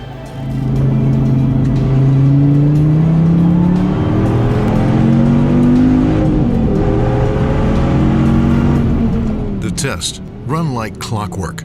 Tommy used his skill as a long-distance racing driver to pick apart sections of the track one by one. And with the help of his trusted mechanic Joachim and further assistance from Time Attack Club class driver Johan Palmqvist, the Viper, with some adjustments, seemed to like the track. Det här är en process. Processen började redan i fredags när vi körde testerna. Och vi har ju hållit på att skruva hela tiden. Det har varit motigt, det har varit lite framåt och lite bakåt och vi har ju jagat fäste framförallt hela tiden. Sen har jag inte kört den här banan med så här mycket kraft och så här mycket downforce. Så det är samma att jag har ju plockat fram positionerna hela tiden, plockat bort tiondelarna strukturerat för att inte köra av och tappa ännu mer tid och kanske köra sönder. The Nürburgring itself is most well known for its long, slithering track across the entire city of Nürnberg, called the Nordschleife. Running over 20 kilometers, most people like to call it the Green Hell. It's the ultimate benchmark, and often used by car manufacturers to show the performance a vehicle is capable of.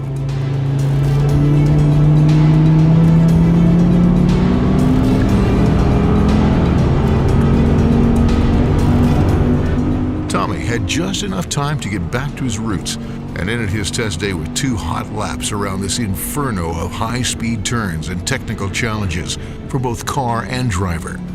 In the end, the lap times are nearly identical. There's no clearer proof of a driver being in harmony than that. Att komma ner hit och veta att man ska tävla här nere, det är väldigt tryggt för mig. För det här är ju som min andra hemmabana. Jag har varit här nere och tävlat i 5-6 år.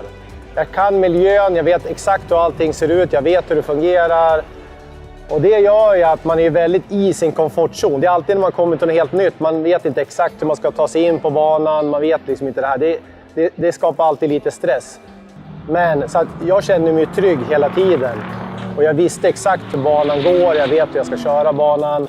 Så att jag har känt mig väldigt trygg där.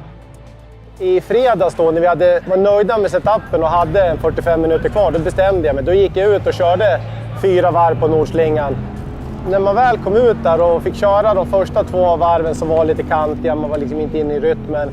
Men sen tredje varvet, det kom tillbaka så här till en och leendet bara växte. Man fick det här flowet, det här som man är helt underbart med just den här banan.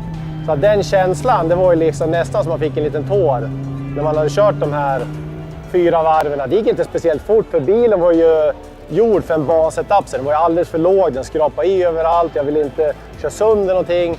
Men liksom det räcker bara att känna det här och miljön. För att det är ändå så här, det finns ju bara en sån här bana i hela världen.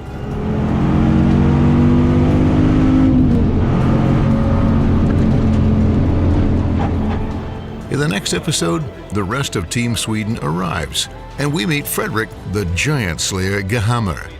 His naturally aspirated Honda Civic looking to make an impact on top of its Porsche-beating Club Challenge Championship. We get to see what the rest of Europe has to offer from countries like Russia, Switzerland, Netherlands, and of course, the home country, Germany. This mini-series will conclude with some big news that will change European time attack forever. So pencil in September 27, 2020, and we'll see you here again soon. Thanks for watching.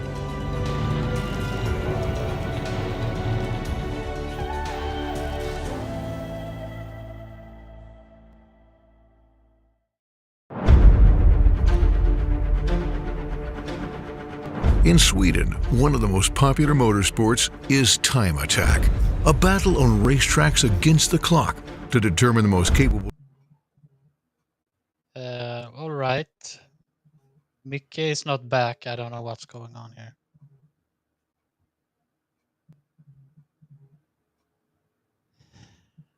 So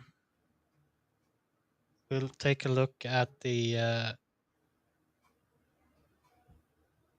live timing right now. See how that looks. Should have been done with the extreme cars. That Lotus didn't get down to below the 2-minute mark though.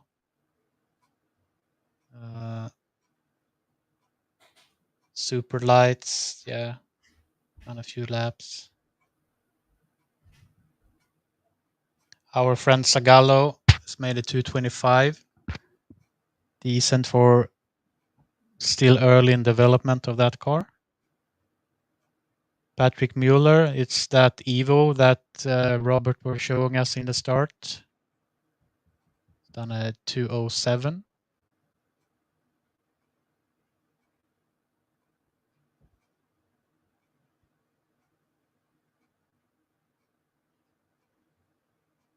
Other than that, as the schedule, it should be right now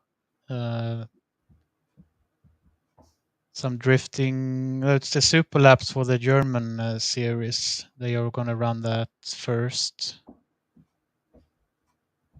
And after that, we will finish off the European time attack.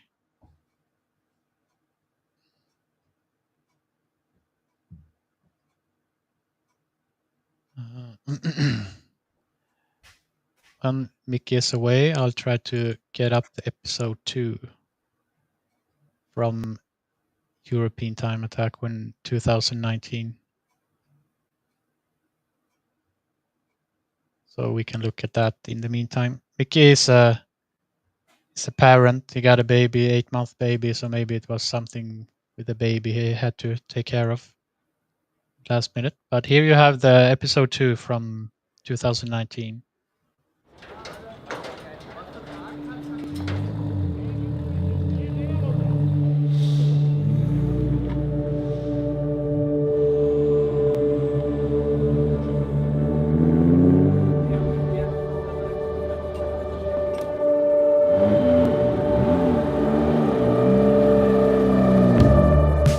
Saturday evening.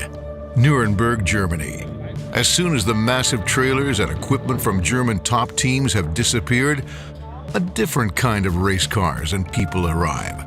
They come from all ends of society, class, and level of skill. From the do-it-yourself track day pocket rocket to cars with horsepower in the 4 figures. Among these is an inconspicuous young man from Kalmar, Sweden, together with his father.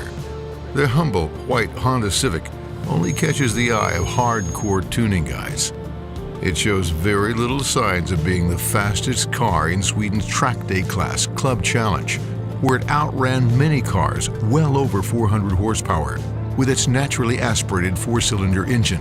Fredrik Ehammar började köra go-kart när jag var 11. Efter dess har väl alltid motintresset funnits, men gått lite till och från med möjligheter. Nej, men det har varit jättekul att börja med time attack när det blir lite tävlingsmoment. För innerst inne är man väl en tävlingsmänniska i alla fall. Så att det har varit jätteroligt den här säsongen, och min bil har jag haft i 5 år nu. Jag har haft en likadan innan dess. Så det kändes naturligt att testa på time attack med den. Den är inte så effektstark, men den går bra i kurvorna, så det räcker långt. The German Time Attack organizers, together with their Dutch partners, are responsible for European Time Attack Masters. This year, they've extended a serious invitation to Sweden, who answers the challenge and sent Fredrik with another class winner, Tommy Groberg, who we met in the previous episode. Also along for the riders, several other Swedish drivers who signed up and joined the overseas adventure as true Vikings. Mitt namn är Peter Naprotti. Jag är 42 år och har hållit på med trackday sedan 2010. Och efterhand som det rullar på så har man utvecklats. Man har känt att man vill köra under mer tydliga, seriösa, väl uppstyrda förhållanden. Då kom jag i kontakt med Time Attack nu för 2 år sedan, tror jag det var. 2017, då gjorde jag min första körning på Mantorp. Så att, och jag åker en liten udda bil som är en BMW 330 diesel, en F30 från 2015 med en sportautomat. Jag heter Simon Strand och testat Time Attack i år första gången. Haft jävligt skoj. Jag kör BMW M2. Jag jobbar med produktutveckling på Volvo lastvagnar. Och det är liksom kul att testa gränserna i praktiken också. Inte bara i teorin och på jobbet. Så det är kul att leva ut sina drömmar. Privat också. All members go through scrutinizing technical checks and meet their hosts. The atmosphere is loose and excited. As always, all drivers have some last-minute work to do on their cars before morning.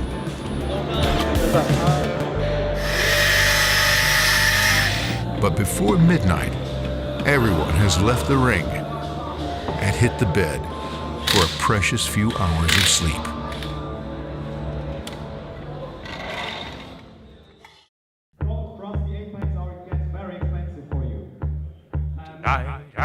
Race day.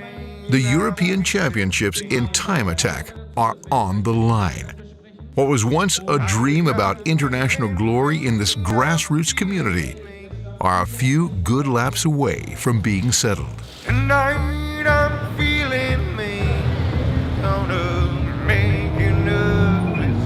The format is different than in Sweden. Here, all the participants have several training sessions before one qualifying session to get to the top 5 Superlap finals. Det är häftigt att få köra på den. Jag har övat lite i simulator innan, men det var roligare i verkligheten faktiskt. Lite mer effekt hade ju inte skadat. När man kommer upp på 6ans växel så är det som att köra in i en mur med min liksom. På warm-upen hängde efter en Ferrari F40 och till slut fick han släppa om mig. Han körde ifrån mig på rakerna såklart, men det gick bra. Det jag inte hade förväntat mig var att att den har sina stigningar. Att det går ner upp. Långa svepande kurvor, helt fantastiskt fin asfalt, inga ojämnheter. Det är nästan så att den påminner om Nürburgrings klassiska nordslinga, fast betydligt fräschare. Kräver en del teknik. Jag undrar bara hur bra det hade gått om man hade kört den några gånger fler. Men framförallt då att man får planera hur man kommer in i stigningar, chikaner och hela den biten. Ja, men på något sätt, den har ett flyt. Fruktansvärt bra flyt. Även om det är några tajta kurvor så känns det aldrig liksom jobbigt så, farligt. Bred bana, stabil, gott, passar riktigt bra för ett sånt här event tycker jag då. Det är en dröm liksom. Man spelar tv-spel. Den här banan har man kört sedan man var liten. Och nu fick man uppfylla den. Tommy's Viper is easily one of the most startling cars in the pit area. American muscle always causes Germans to react differently. His main competitor is indeed a German engineering masterpiece. The fastest 911 ever built, the 991 GT2 RS, driven by a fearless Russian. Comparing their test session lap times, Tommy is suddenly the underdog. But being an experienced warrior, he knows the battle in the end could be won in many ways, and he thinks he's found a chink in the Russian team's well-built armor. Jag trodde ändå på det, för att jag visste ju att den här GT2 RS, han kör ju då på de här Michelin Club 2R-däckerna. Och de var ju klippt nya i morse när han började. Han har ju hett upp dem ett antal gånger per dag idag och varje gång så tappar de lite grann. Och jag hade på känn att jag kunde köra mellan 2-3 tiondelar snabbare. Så att jag var ganska positiv när jag stod på griden. Och så, jag vet ingenting riktigt om den här chauffören, men jag vet inte om han är tävlingsförare.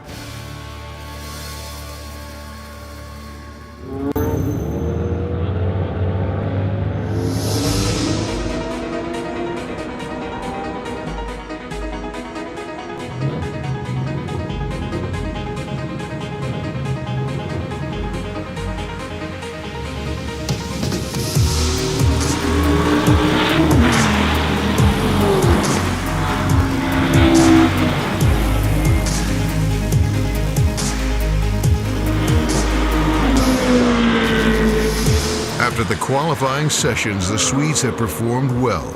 Peter's family diesel car is just seconds away from getting to the finals, while Simon Strand finds his entry-level BMW M2 is mechanically outmatched in the supercars class, but performs good lap times and can leave to return to Gothenburg proud. Nej, men jag har fokuserat på banan och alltså banan är svår, men det är det som är det kul också att det är bara nöta och testa fler gånger, testa olika vinklar in i kurvorna, bromsa senare. Och jag är jävligt nöjd med banan. Jag kunde bara önska att det var en dag till här på plats. Idag har jag blivit 6:a utav 16 personer i klubb tvåhjulsdrivet och jag var 1/10 från finalen. Minnen är ju det här bara att jag har inte riktigt hunnit smälta det ännu, men gemenskapen. Vi är 4 stycken som är här idag. 3 fick köra i supercars och jag i en klass då i klubb. Men alla med totalt helt olika bilar och fantastisk gemenskap som det brukar vara på Time Attacks körningar med. Som jag tycker att det finns en kompisvänskap oavsett om du åker en supersnabb bil eller en väldigt enkel. Jag menar, det är sjukt imponerande vilka resultat vi har gjort här idag. Tommy's Viper has qualified for the final. And so has, against all odds, as usual, Fredrik's severely underpowered Honda in the Pro two-wheel drive class against fierce competition. Ja, det var väl 2 Mazda Miata med turbo och säcklåda om jag fattat det rätt. Och jag blev omkörd på warm-upen av en och de har bra mer effekt än vad jag har, så jag var nöjd. In the next episode, we find out how Fredrik and Tommy do when they battle it out for European Championship medals in Superlap style, where it's one shot, one lap that counts. And we also hear an announcement that will impact the future of Swedish and European Time Attack. Thanks again for watching, and make sure to follow Time Attack on all the relevant channels.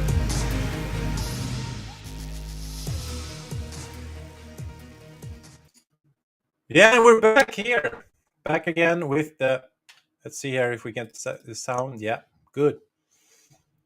So, what are we doing here in this timing schedule? We got a new file for a time schedule. Is it the same one or is it changed now, David? Yeah, it's slightly changed. It's 20 minutes before, as I thought. Yeah. So we got Superlap finals at... In an hour or so. That's in an hour or so. Good.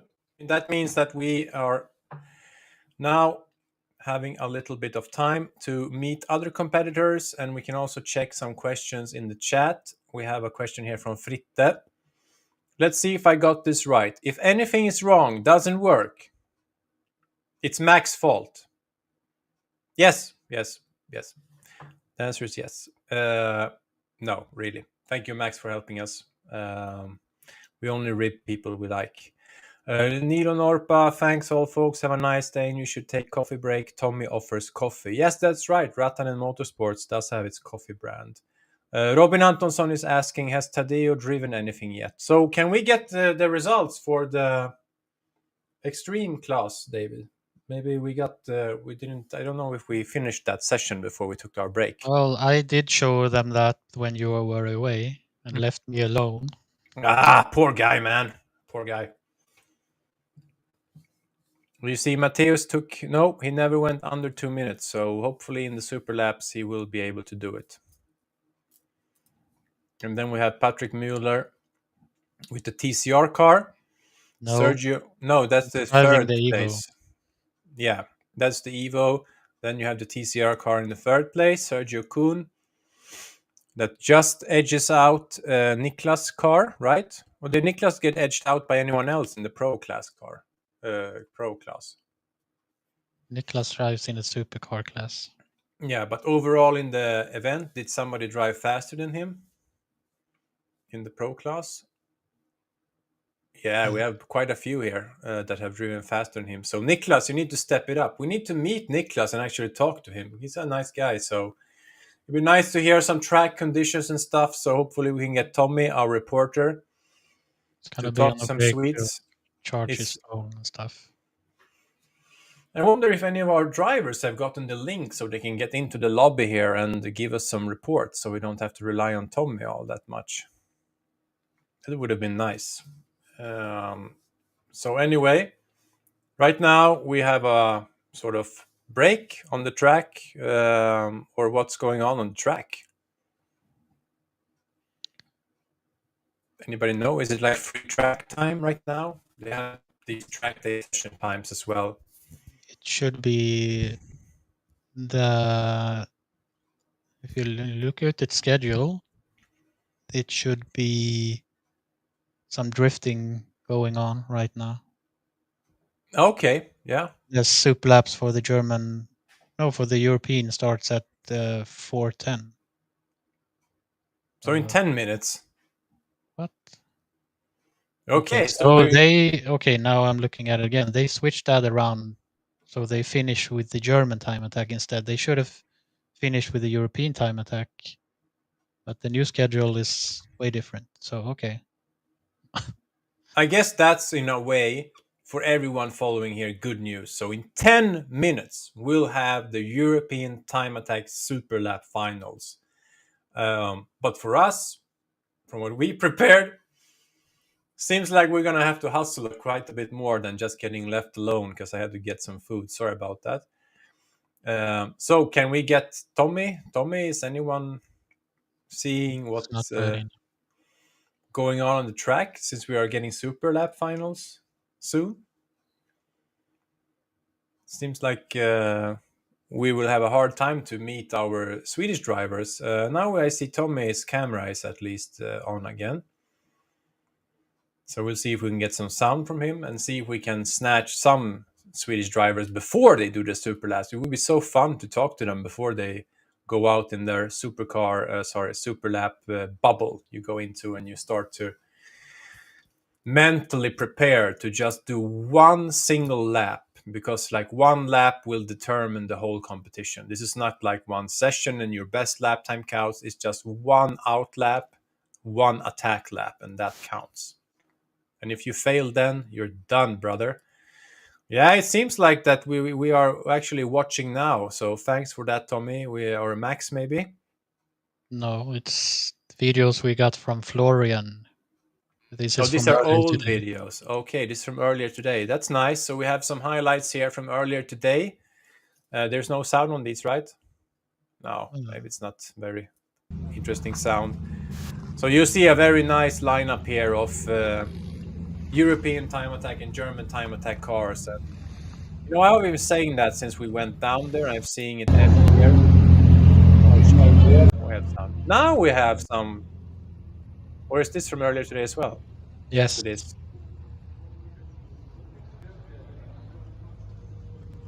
Wow.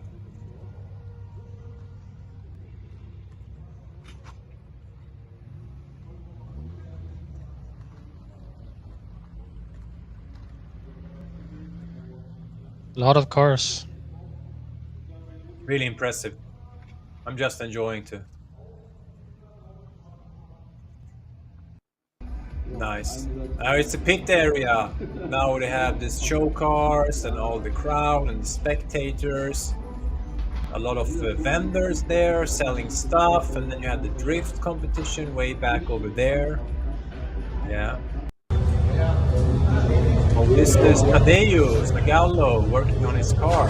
Yeah, they're taping the hole for the intercooler because That's actually Carl Wienberg. So Wow. we need more heat to get up in temps, not down. So you are now closing the intercooler? Yeah, we're closing it off a little bit so we don't get as much air into the system, into the intercooler.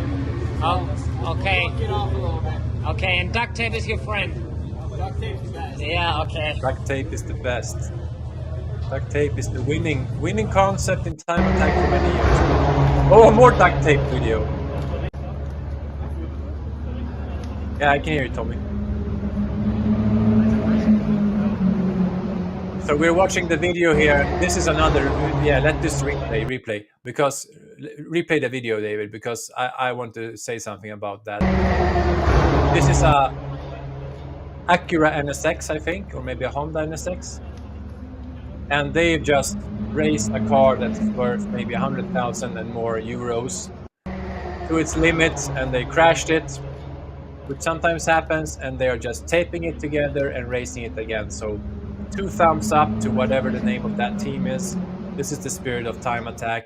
This is the spirit of Ayrton Senna, who was involved in developing the car. That's what he would have wanted as well, that you race that MFR until it doesn't race, and you fix it and you race it again. So yeah, move on, please. So I can jump in now. Yeah, Tommy, can you please join us here? We were watching some clips Florian sent us before, just to give us some atmosphere. Where are you at right now? You're at the lineup. Are we preparing for the Superlaps? People are waiting still. It's a bit of a stop now as they are securing the track after crash. But okay. You can see all the cars, they are waiting here at the paddock boxes. And after they have cleaned the track, I think it's good to go for the finals. And as you might have mentioned today, it's another way around. We will start from Extreme and Superlap classes on the European Time Attack Master Finals. So, Tommy, has Max left you? Are you alone now? Yes, unfortunately, as you spoke too many times that we might get Max fired, he had to go. And now I'm alone here, so unfortunately I'm really sorry about the sound quality, but I'm trying to do my best here to have you a visual and sound from the track. That's good, man. Appreciate that. And thank you, Max, for your efforts. You know, we were only fooling around a bit about firing you. Now we need you back. So come back, Max, if you can. Oh, really? He had to go for the social media content that was Yeah. job here today. Yeah. Thanks so much, Max, and thank you to the German Time Attack organizers for hooking us up. So Tommy, you know, we got a bit of a cold shower, it's called in Swedish here, kalldusch, that they actually switched around the finals, and they're doing the Superlap for the European Time Attack finals first, and then they do the Germans. So it's good news in a way for us, but thanks, David, that's like the current schedule. So yeah, if I'm gonna ask Florian to be fired, my friend Florian at the German Time Attack Masters, because now, you know, we have very little time to prepare for the finals. But we'll do the best of it, right? That you can't predict everything. Sometimes you just have to adapt. Yeah, that's what winners do. They just adapt and they say, screw it, we'll do the best we can with this. Yeah, you don't whine about being... I'm actually now walking back to the pit boxes and trying to catch a few Swedish drivers before start of the finals.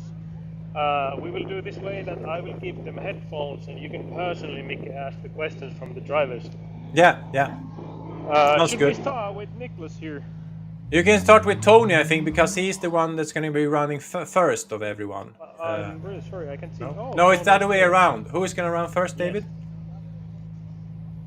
No, Extreme. Isn't Tadeu going to run first? Yes, Extreme is going to first. Well, give us Oh, Tadeu, it's really Tadeu. quickly, Tadeu, a quick one. A quickie with Tadeu. He's probably in the car, but it's just... maybe, did he even qualify? I Did he think they have a bit qualify of for the work with final? the car.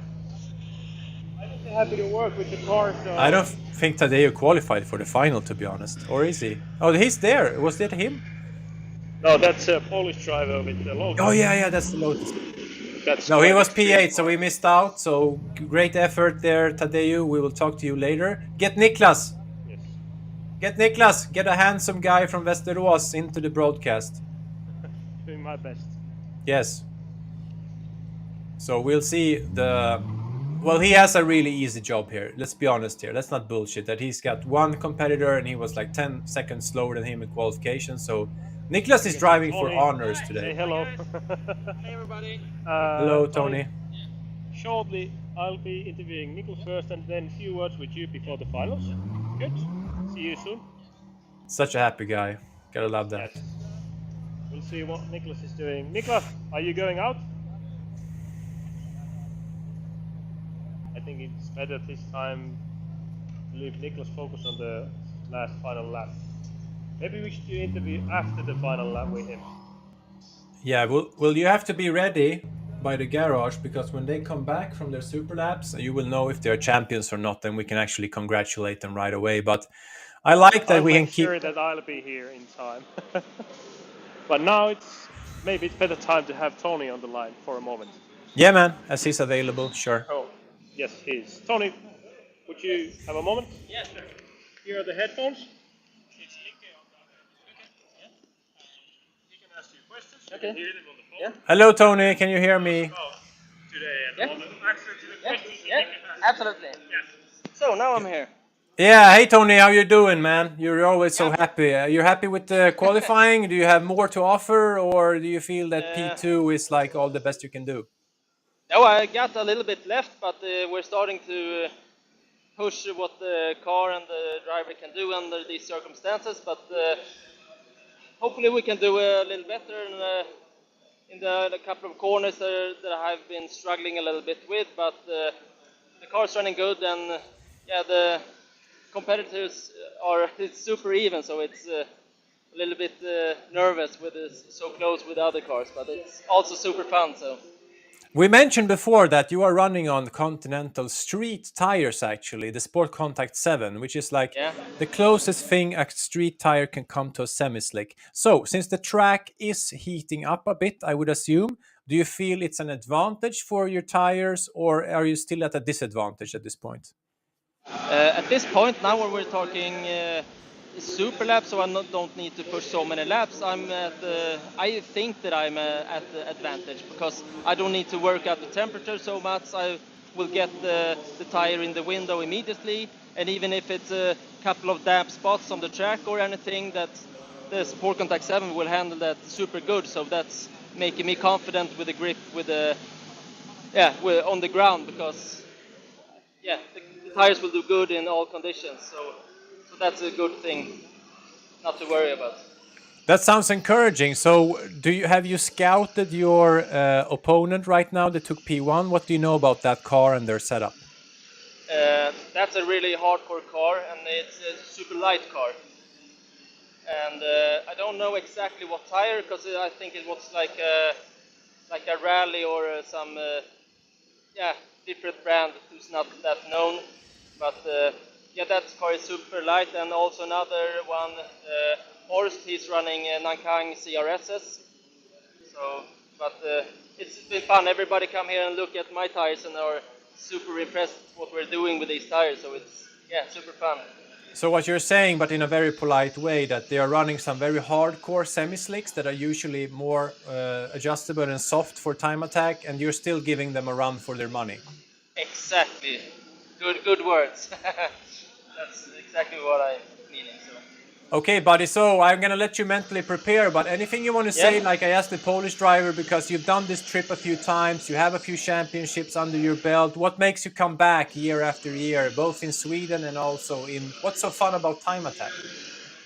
Time Attack is so fun because it's the level isn't super high, but when we're here, it all comes down to one lap time at the end. So it's not just doing many laps and hope for the best. It's so many things that makes it harder, because you have to set the lap on your stint, and you need to do it on a good position on the track compared to the other people. So it's so many variables to take in your head, and you got to do everything of those good at the same time. So it's super hard and not just pushing laps.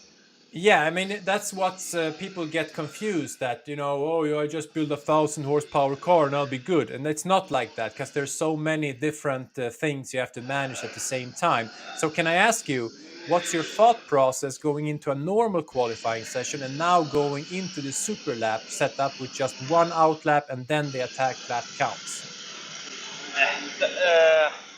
I'm gonna do like the same thing I always do. Because even in the qualification and the training, I always prepare the first lap thinking like this is a super lap. So I'm taking the out lap and I'm going on a really hard first lap.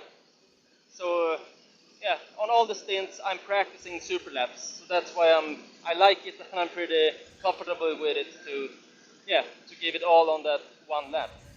And at the same time, that seems that mindset suits wonderfully, because the street tire, even though maybe it doesn't get as many attack laps in a session, it gets in the window really quick and it's very predictable. Am I right? Yeah, exactly. That's so if I don't need to push another super good lap, I need to go into the pit and wait a little bit and get the temperature down, and then I can go out and do another try. But I can't push like 10 hard laps, but I can do 1, 2, maybe 3, and then but for the most optimal, one lap, and then adjust tire pressure and then go for a few good hard attack. Okay. Well, good luck to you and good luck to Continental. And like we spoke about in a very good way, I think, it's not like, oh, this tire is great. There are advantages and there are disadvantages, but it sounds like you have a really nice, what's it called? You have a nice cards on your hand right now. Yeah, the whole recipe is pretty good. Yeah. Well, good luck, Tony. Thank you so much. Thank you. Bye, everybody. Bye. So, Tommy, can you take the...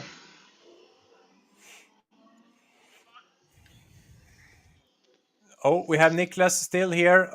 Maybe we can have a word with his father or something, or maybe just let them race. No, I'm back.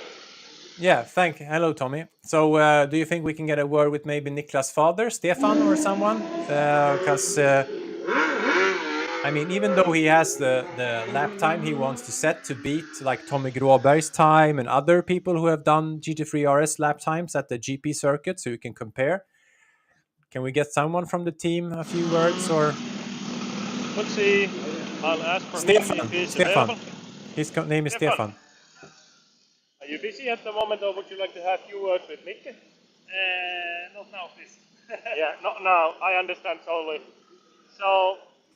Boring. No, you have to remember that what they are here for. I know. For the last lap. I know. I'm just having fun. You are not a driver, so I understand you don't know about No, it. I don't know anything, man. I don't know why I'm even sitting here. I don't know why people it's the same with even all listen of us. to me. But listen, so let's try. Preparing for the finals, as you can see. Yeah, is there any tension in the pit area, or do you feel that like people are really? Well, everybody's waiting for the extreme classes to do the first warm-up lap. They are still on the lap. So David, can you show us the schedule again so we can see which running order there is on the classes? The extreme class and the super light start. Cool. And then, there you have the schedule. And you see that we'll start with extreme and super light, and then we go over to the pro and supercars where Niklas will run. So that is in like, they think they are behind in the schedule now. I think actually. first extreme cars are going for the fast lap now. And also the pro class is lining up. The cars are coming in now. This is the pro class drivers. Also Niklas is going out.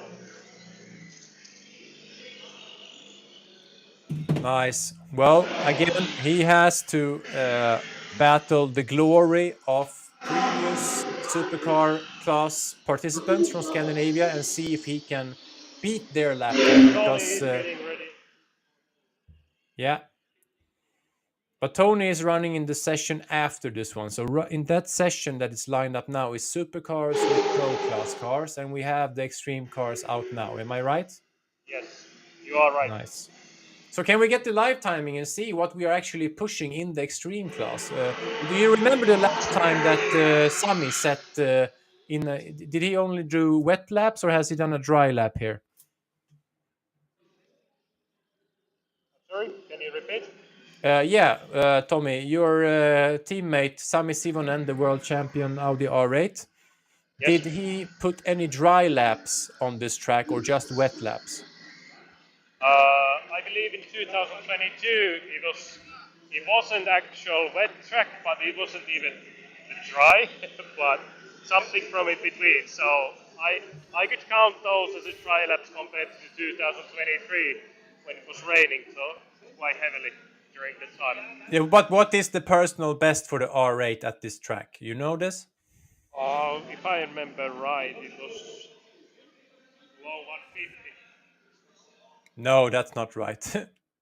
It's something there, 155. 55 is not a low 50, my friend. Everything under 55 is low 50. Under 55, sure, yeah, but Yes, I can't remember I wasn't with them during the time here, so I don't have exact knowledge about the lap times during that. But in 2023 they did the wet lap that was 2 minutes and 10 seconds. Are we getting on lap 1 the actual? Yeah, we're getting the attack lap, or are we? No, that's not the out lap, right? This is the attack lap that we get. This is the attack laps, yeah. Good. So, 01. Mateusz, our Polish friend, not under 2 minutes yet, did not capitalize on his previous best and is 2:01 here. But it seems that his competitors are not finding the groove either. So 2:08, 2:08, 2:11, 2:14. This is not very good. Is the track? What's going on here? Why are the lap times so poor? Tommy, what's the weather like? What's going on? Or are they not getting temperature on the tires? I don't know. Temperature itself is okay, and it's not raining. It's dull, like you can see the gray sky. You can see sun is shining somewhere far away from here, but it's not raining, so I can't say that it's bad weather. And you can see the tractor is dry also. Yeah. Well, these lap times were. They've done better lap times in qualifying, so I think it's definitely must be a temperature issue. Because these cars, I'm not sure. Did you see any tire warmers during this session? And maybe that's not like a really common thing in this championship.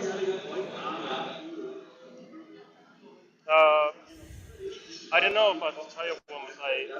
I have to admit, I've been with you guys, so I haven't had time to check the cars so much today. This is my guess that maybe if Mateusz has tire warmers, the others team don't. That is the reason for the poor lap times. I hope they don't get angry with me saying that, but it's just extreme cars running these lap times, and we saw them in qualifying doing much better. Then, yeah, it is what it is. So does that mean that Mateusz is the European champion extreme? David? Oh, something happened at the track. It should be, yeah. Safety car is preparing to go out. Well, okay. Well, in that case, let's congratulate Mateusz to being the European champion in the extreme class. Can we get some applause or something of that nature? Do we have something like that prepared? Yeah. winning the gold in European Time Attacks Extreme class. Yeah, looks like we have a situation. It would be nice to get Robert, but I don't think we can get him because you were at his place last time when you had good sound, right? So, Tommy, I think it's a good opportunity to go to Tadeu to have an interview or something. Or maybe, well, I'll maybe see not. if I find Tadeu from here. Yeah, He or wasn't someone at at the his back team. box when I checked. Now we We have can. Tadeu's here. Sorry? Now we have Tadeu's here. Okay, so Oh, give he's him doing the. something with the car. Tadeu.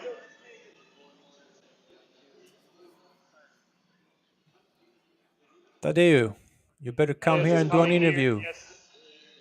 You have time for a short interview. Yeah, of course. Here you go. Take this on. You will hear Mikkel's voice from there. He will tell you questions so you can answer them. Hey, Hey, how's it buddy. going? Hey, can you hear me? Yeah. Yeah, How's it man. going?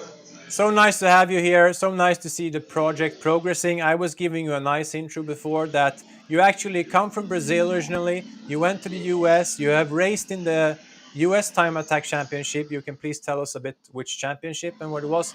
And then you came to Sweden and you like decided to build a crazy extreme car. So what the hell, man? Start somewhere along those lines.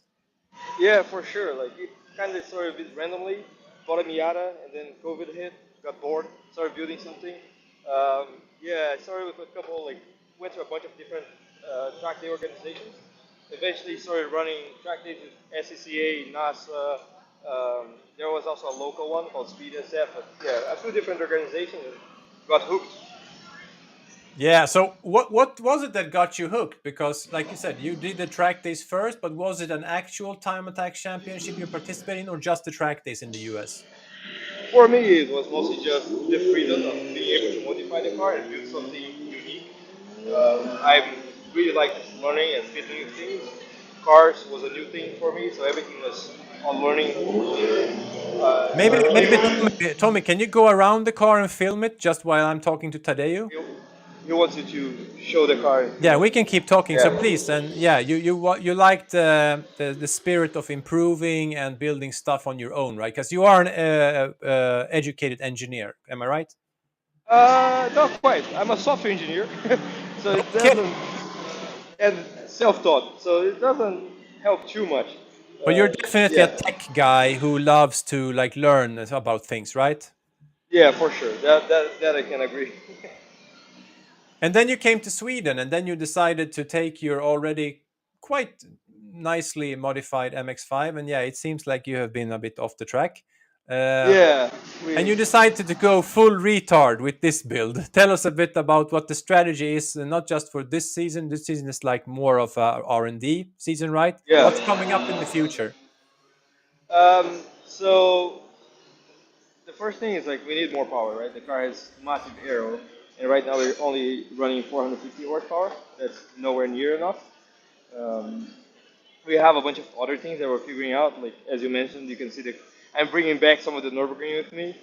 We fought some issues with the ABS all day, unfortunately, and as I thought we had fixed it, the brakes are feeling good. Started getting more confident, slowly building up speed. No crazy lap times. It's still, in the, as you mentioned, development process. But yeah, I started getting a bit more confident, and then the ABS let me down. Had a massive lockup, and went way deep into the gravel. But the good news is the air is stout. Everything came out in one piece. The car drove back into the pits. So, that's the silver lining, I guess. Well, tell us how it is to come. You've been in Sweden. We have quite small tracks, but this is a really big track. So you basically mentioned one of the benefits that's like really big. What's it called? Crash zones, or if you go off the tracks, Runoff. and yeah. Yeah. So what's the experience like down at the legendary Nürburgring GP?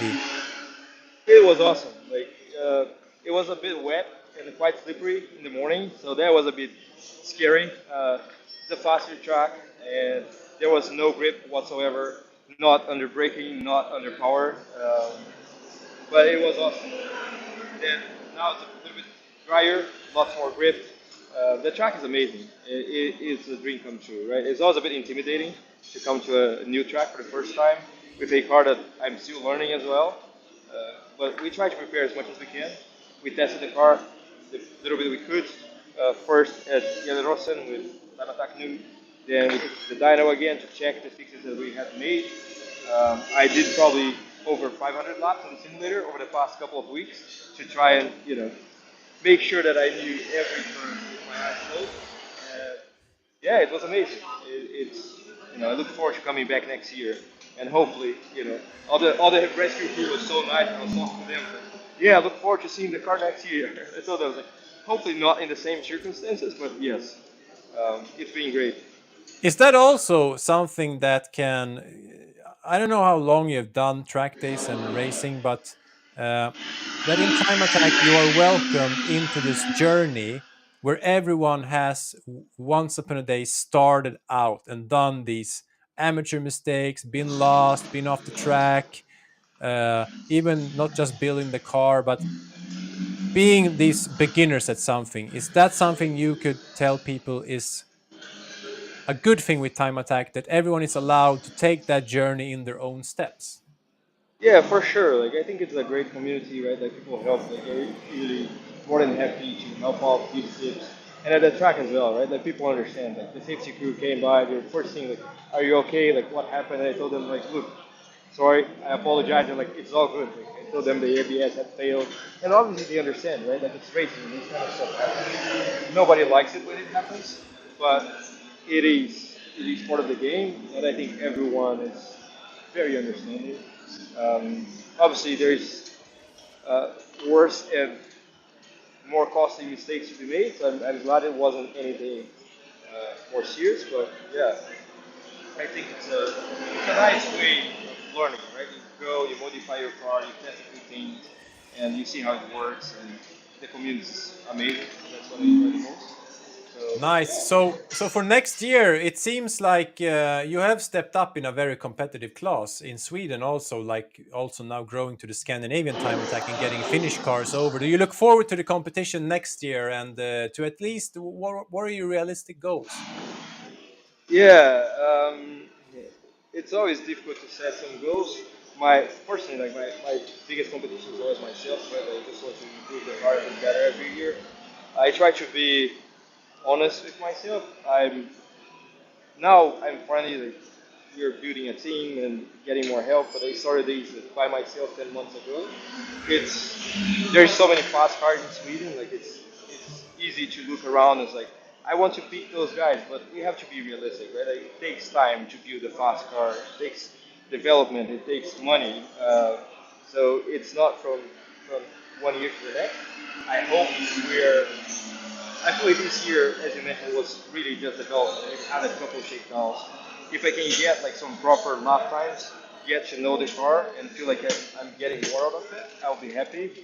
Obviously, if we can be, getting more competitive lap times and fighting for a podium, I think I'll be happy, right? Like if we get a podium next year, that would be, I guess, the stretch goal. But the number one is always just do better, learn, and you know, learn as a driver. I'm an amateur driver, an amateur car builder, and I'm learning to weld. I'm learning to do carbon fiber. I'm learning to do wiring, and it takes time to learn all these things. And if I can learn a little bit on each of them, I'm happy. Well, it sounds perfect. Like I said, it's such a journey that is much more about just that ability to drive a fast lap time. It's about building the car and building a team and improving all aspects of that. So thank you so much for coming down, representing Team Scandinavia, and good luck for next year. So yeah, nice job. Thank you. I'll see you back in Sweden. Yeah, see you. Right, Tommy. So are we back on the track? Or what's going on? Have you heard anything about what's they've restarted the racing again? Yes, they have already run one class during your interview with Tadeusz. Excellent. So we have the pro class. It's already been there, and we have. Yeah, you should check. You should check the time schedule. How the live timing is going. You can see the results for the last session because the second session is on the lineup now. So we have the pleasure to actually have in camera now the winner of the pro class, Bernd Neuendorfer, in the 330. Give him a round of applause for that. The winner of European Nice guy that we met briefly. It's a maxed out 330 with a supercharger, 500 horsepower. It's been built just according to the Pro Class rules. So he is the winner. Maybe no, we'll just keep an eye on the results now because I want to see. I think Niklas should be on the track now. Am I right? Okay, so Niklas isn't even on the track. Maybe the supercar class is running, or what? What's going on? Maybe you, Tommy, you can find out what's really going on with Niklas. And it seems like your image also froze right now. So technical issues all around. Maybe in worst case scenario, Niklas has not even been on the track. We have some input from the chat here. We talked about the world champion Audi R8, Sami Sivonen, that he did in his best lap time on the Nürburgring GP circuit is a 158.115. So that was in 2022. So he is still he has beat the Polish Lotus, and you know what? Let's go to that lap, and in a minute we'll see that lap, the fastest lap of the Audi R8, and we'll have finally a look at how big and luxurious this track is. Here we go. Nürburgring GP, Audi R8, finish Sami Sivonen.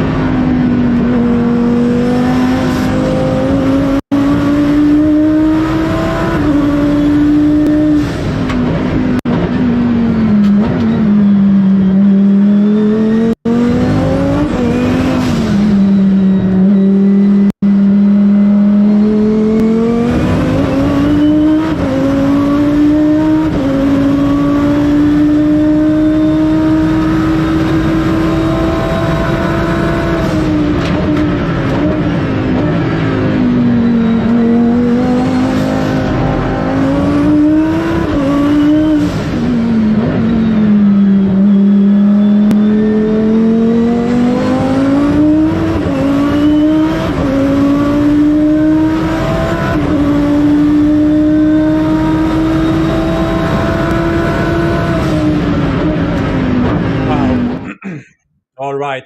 You know, when you start to go into the final part of the track and you're going uphill into those in the chicane, that's when you realize this is like one of the biggest and I guess best tracks in all of Europe.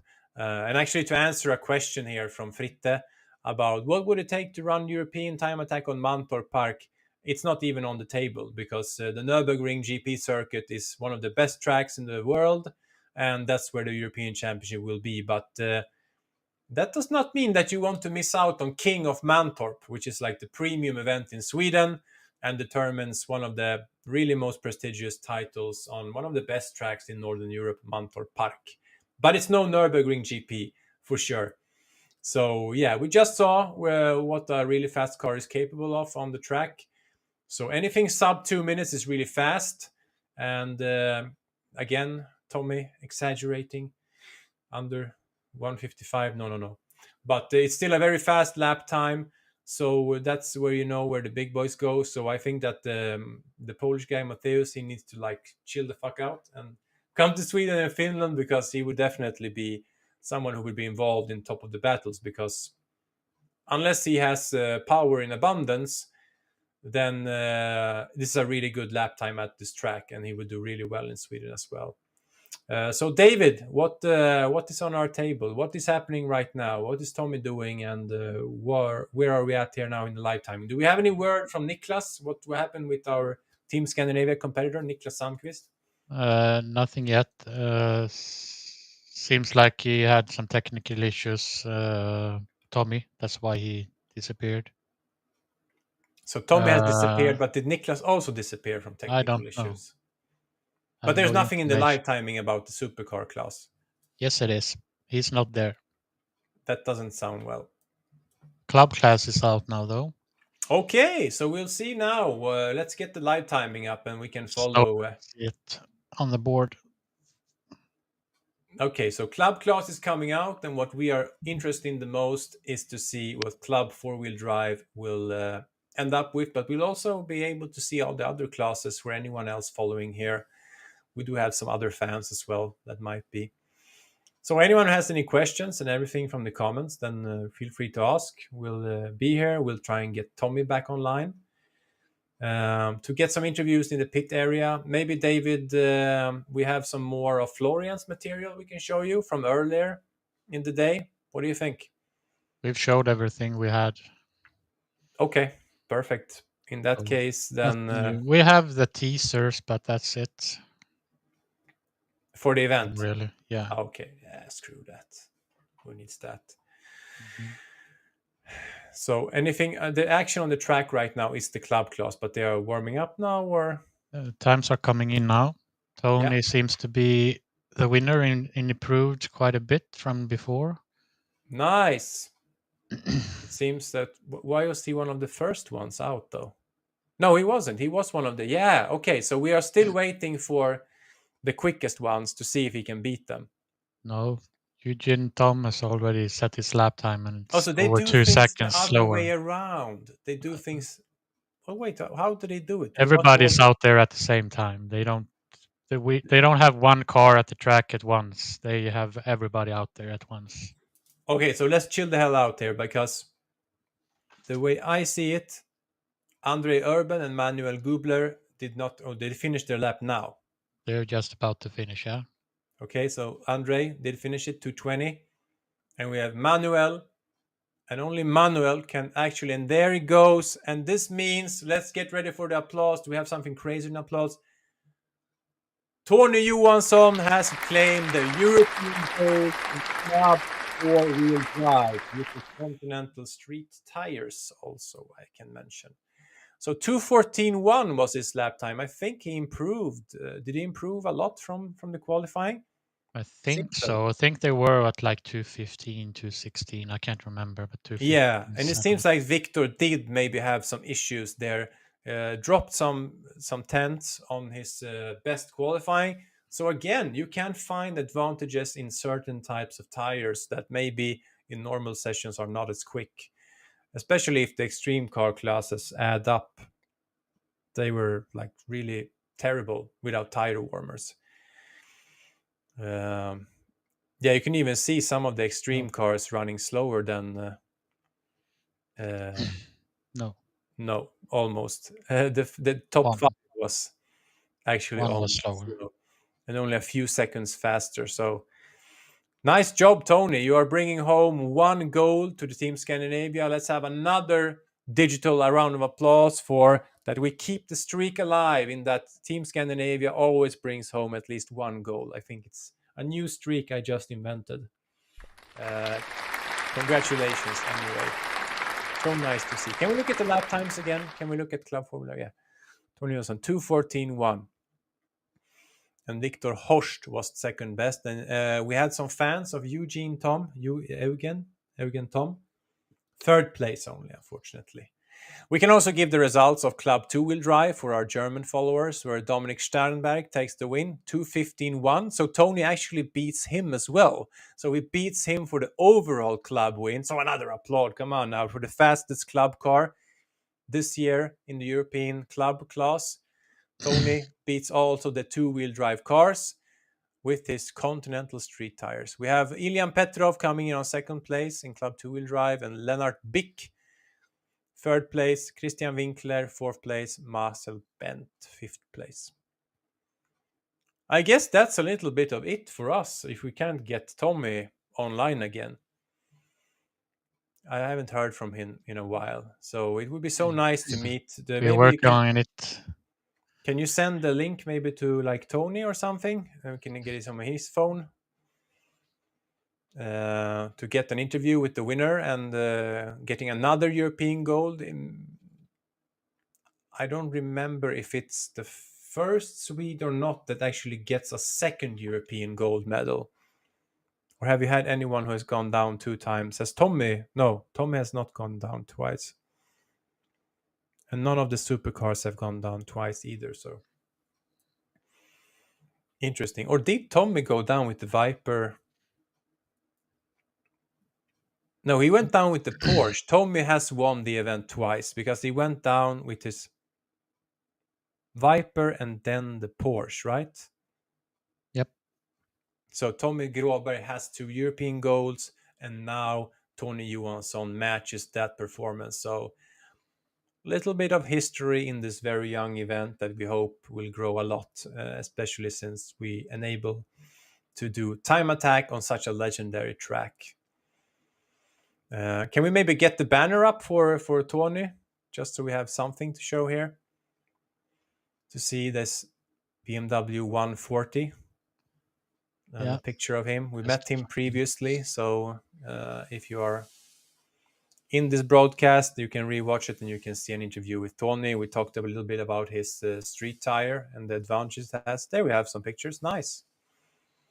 So doing a bit of a Nordschleife also earlier in the day in the week, actually. They were there a few weeks before.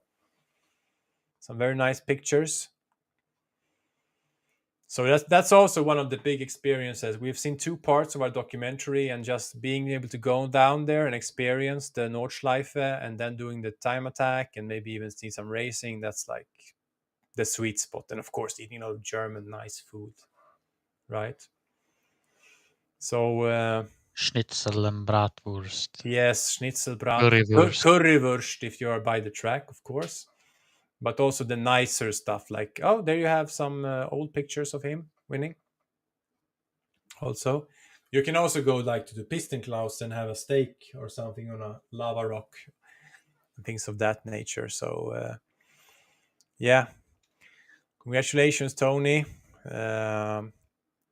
We see quite a lot of Bandhagen deck stickers on the car as well. It's #1 tire shop near Stockholm area.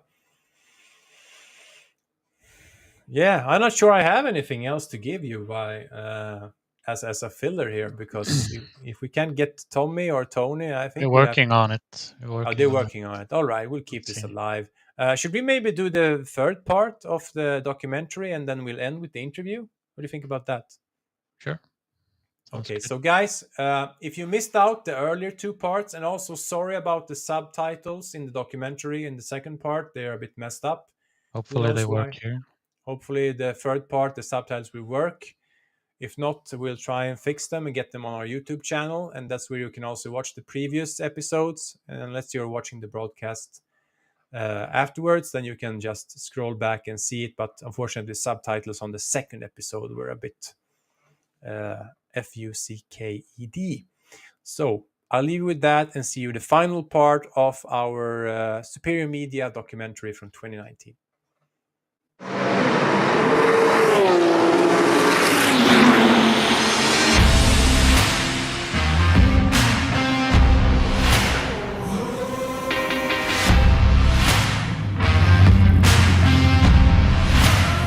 Welcome back to Nürburgring and the final episode of our mini-series that follows Team Sweden at the European Time Attack Championships.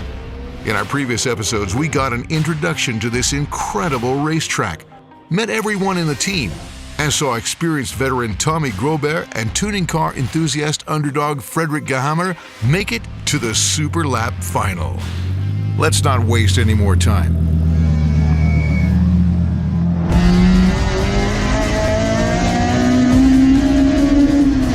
We're now on board Fredrik's Civic and his Superlap final. He's made an impact already with his severely underpowered Civic, but can he compete for the podium? The time to beat is possible if he gets one perfect lap.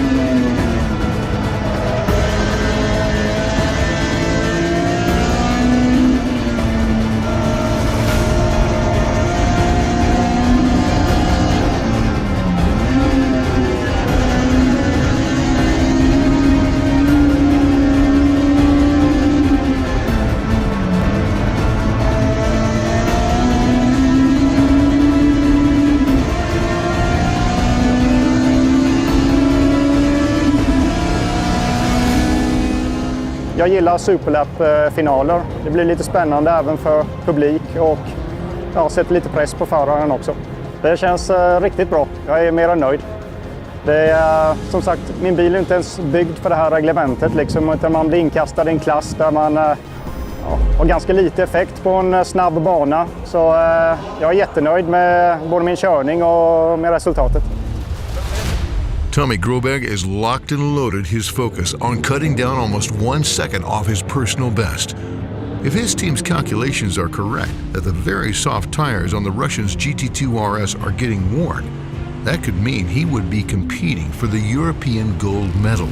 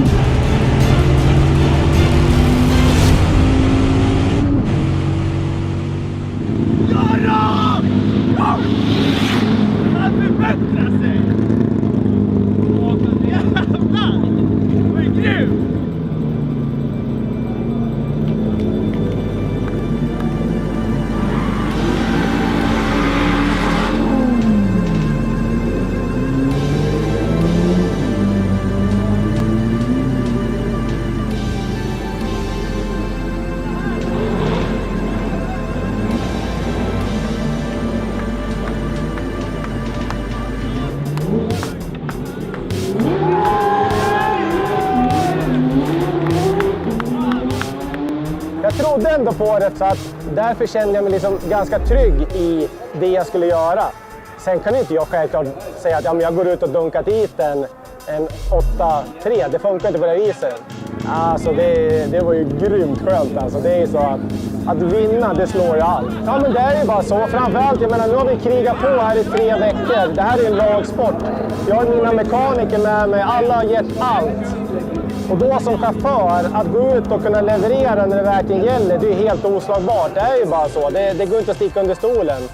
Så att det är grymt skönt. In einer Dodge-Streife aus Schweden angereist, Tommy Groberg!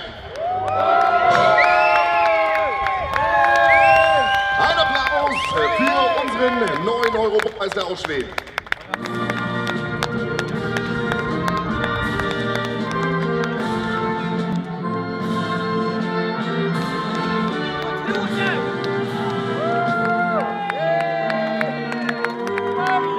While the Russians may see themselves defeated on the track, this event was a massive win for the entire time attack community, as much for all the drivers as followers. Team Sweden comes home with a European bronze and gold medal. And together as a group, everyone have made memories for the rest of their lives. Jag såg det som en fantastiskt äventyr att åka på detta. Och jag hade ändå planer på att åka ner till Nürburgring och köra Nordslingan. Men efter dagens körning får jag nog säga att vilken bana det här är alltså. Det här är som att få den här möjligheten är jag grymt tacksam på. Det har varit helt fantastiskt idag. Alltså Time Attack är liksom jävligt bra evenemang. Det är bra säkerhet, man känner sig välkommen. Om det blir strul med bilen så känner man sig trygg att den inte hinner brinna upp innan personal är på plats. Och det är ett jävligt gott gäng som kör, man träffar mycket nya vänner. Men det är ju det som är själva grejen, för jag menar, åka omkring här ute och sladda lite på banan, det gör man ju. Det är ett antal minuter vi pratar om på en helg eller en timme. Jag menar, sen däremellan då ska man umgås och ha trevligt, och då vill man göra det med människor som man funkar tillsammans med. Och jag menar, det är ju det som är absolut den näst viktigaste saken förutom att vinna. Men alltså, det skulle inte funka för mig att åka ner hit och inte umgås med trevliga människor, käka god mat och garva. För då hade jag hellre stannat hemma och jobba. Det är liksom, det bara är så. Det är superviktigt. Och sen att vi gör själva utvecklingen med bilen, det var en grej som vi bestämde när vi köpte bilen. Första året ska vi se vad vi har köpt för någonting, och nu har vi konstaterat att men det här funkar. Målet är alltså, vi ska bygga en av världens snabbaste trackday Vipra som är gatlegala. Det sticker vi inte under stolen med. Och det är vi ganska säkra på att vi kommer lyckas med. Om jag kan inspirera någon annan att göra det, eller flera andra, så att vi kan bli ett gäng, så vi kan ha trevligt, vi kan snacka skit och vi kan försöka spöa varandra. Så att det är ju det man vill. Så det vore ju fantastiskt kul. Så att ni som är där ute och liksom kikar på det här, vad fan, kom igen nu kör vi liksom. Ska vi visa de här jävla ryssarna nästa år? Ska vi spöa skiten ur med 3 stycken svenskar?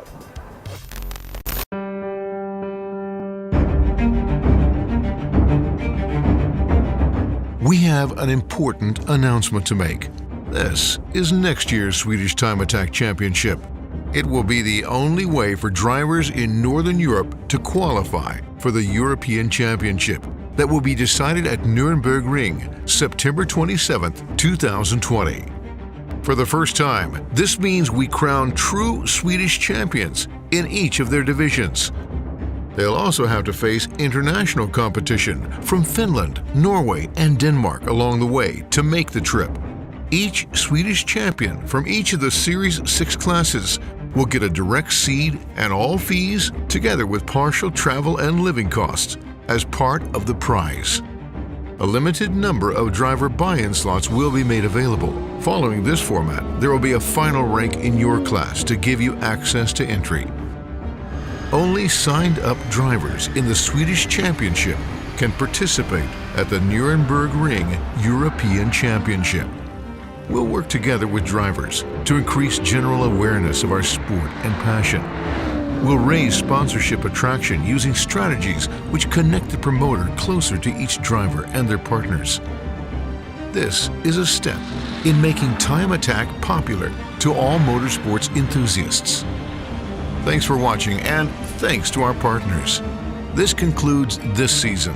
Right now, you can sign up for the 2020 Swedish Time Attack season and our test days on our homepage.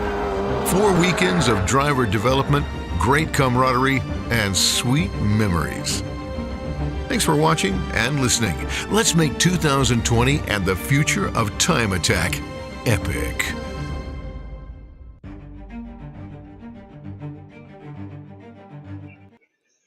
Yeah, and we're back, and I just wanted to say I'm so happy that it takes longer between being reminded of that piece of shit COVID year in 2020. So it was nice to have a flashback of 2019, and with us now we have the European Championship in Club 4-wheel drive, and actually fastest of all club cars, Tony Johansson. Nice. It's so good. Did you have a lap time, and did you see how much you actually improved from your qualifying in the car? Yeah, I got the catalyst, so I saw that I improved pretty much because on all the other stints, it's been have been some oil spill in turn like 1 until 4. But now now on the Superlaps, that part was completely dried up and full of grip, so it was just I hammered the first few corners really hard, and then I saw that the catalysts were counting down immediately, and then I had kind of the same pace, but then doing it. Bring it home. But I got the big improvement was on those oil corners. You know, we didn't get that. What order are they letting the cars out? Because in Sweden we do it that the best seeded car is the final one, but this isn't the same, right? Yeah, they did that the last year, but this year they changed it and let out the faster guy first. So in the other order. Okay. Well, did you manage to keep the nerves under control, or were you still nervous? I was nervous because it had been so close before between us, but I knew that they had the semi-slick tires and have to work to get in those tires in the window. But I felt right away on the outlap because the outlap is pretty long, so you got the time to really get the tire perfect for me. So I just had to rub it for like 4 or 5 corners, and then I felt that now I'm good. So now I'm just have to relax and take it easy, and then explode on the Superlap. Yeah, so this means it's like your second European time attack gold, and that makes you. I think there's only been one driver before who has done that. So if you get 3 golds, you will be like in a legendary class of your own. So any plans for next year already? It's too soon to think about that, but our partners are positive to do other things or things in the future, but we will see what I'm doing. If we're going to keep the car or change the car, but the only thing I know is that if I will keep go, I will keep go with the same tires from Continental. Sounds nice. So apart from Continental, any people you would like to thank? It's of course all who's involved. Stefan Motorsport with the perfect track tune is has been a very big thing to get it super linear and the work super good on track. And then perhaps on Pin Sweden for the brakes, always everything possible. Tearshine, and of course Mr. Dr. Stapp Bandhagen Steck with everything of his job and the perfect setup for this car and the driver. So maybe I forgot some of them, but Yeah, well, you have you have a lot of time now, and hope you have a nice after party and really celebrate this. We will. We have some Christopher Rask, and we have Daniel Rosenblom, Andrea Krutrök, all congratulating you and a bunch of other fans. So awesome! Big thanks, guys. Really nice work there. So thanks a lot, and we hope to see you again. It all depends on partnerships. That's just the way of the game. And I think there's a good reason to keep sponsoring you because you keep bringing home the titles, right? I have to because I got so much help by everybody, and they're doing this, so I have to deliver. I got no choice. So or they want to stay friends with you. That's I know how that is. Yeah, it's everything. But I gotta add, of course, I have to thank Andreas Adolfsson, who's my closest Continental guy, and who's keeping everything together, and also Jimmy Saros, my car manager, who gets the big gets all the strings to one good place. Yeah. Well, you're the European champ, so enjoy that, and we hope to see a European champ come to Sweden and participate again. Yeah, maybe Finland. Who knows? King of Finland. It needs a Swede to be King of Finland. I think that's a good idea, don't you? Yeah, hopefully. Yeah. Okay, Tony, take care and really celebrate hard tonight. And we'll see Yeah, each we other. will. Thanks very much. Cool. Bye, everybody. Bye. Bye. So that was it, I think. Quite a nice way to end it as well. And we still have the German finals running now, David. Are we still doing the German ones? Or when are they according to the schedule? The Extreme and Super Lights has just been out, but I think we'll end and wrap up things now, since the European Time Attack is the one we care about most. Yeah, massive thanks to all the Germans racing and doing the event. Of course, we owe this everything to the German Time Attack Master organizers, Marco Fieldman, Florian, Cassandra, Robert, and all the nice guys there. Really genuine car enthusiasts. We are so blessed that you took us in as family back in 2019, and you have allowed us to come back year after year as the Scandinavian promoters for this. And to every Swedes who have really helped to make this event grow and to come there with really nice cars. I'm still very curious to hear what happened with Niklas, though. Bro, what the hell? What happened? It seems like he had everything in a box and just had to get out on the track and drive that gold home. But that's the final question I would like to answer to. But I don't know if Tommy is still around or not. Maybe like to thank Tommy as well, or no? Then he will have the silent thank you for his efforts as well. And thanks to Max for helping out. I would never fire you, bro. But I would say 1,000 times that I would fire you, if that makes sense. Okay. Hope you had a nice Sunday evening. Thank you, everyone, for following. And as you've noticed, this channel's name is these days timeattack.tv. We'll see how much international content and English content we want to make. We feel that there is a spot to fill here with Time Attack content around the world, global content. I've been in this game since 2008 and since the championship and professionally in 2012. So I definitely see there's a lot of nice championships, so much passion, like we talked about with Robert, in car builders, in improving themselves, improving their cars, improving all their abilities just to set a better lap time. Let's use it as a metaphor to improve and to actually move forward in life and be inspired about doing fun stuff in between all this shit about high interest rates and wars in the world and crazy people running for president and whatnot. Time Attack is where it's at. Hopefully timeattack.tv will be back soon. Please leave a comment, leave a like, and recommend the channel, subscribe, and all that shit. We just do the stuff, and we're not really a social media wizards, and hope you enjoy it. So thank you for me. I'm Mikael Jarosinski, one of the founders of Swedish Time Attack Championship. Have a nice evening.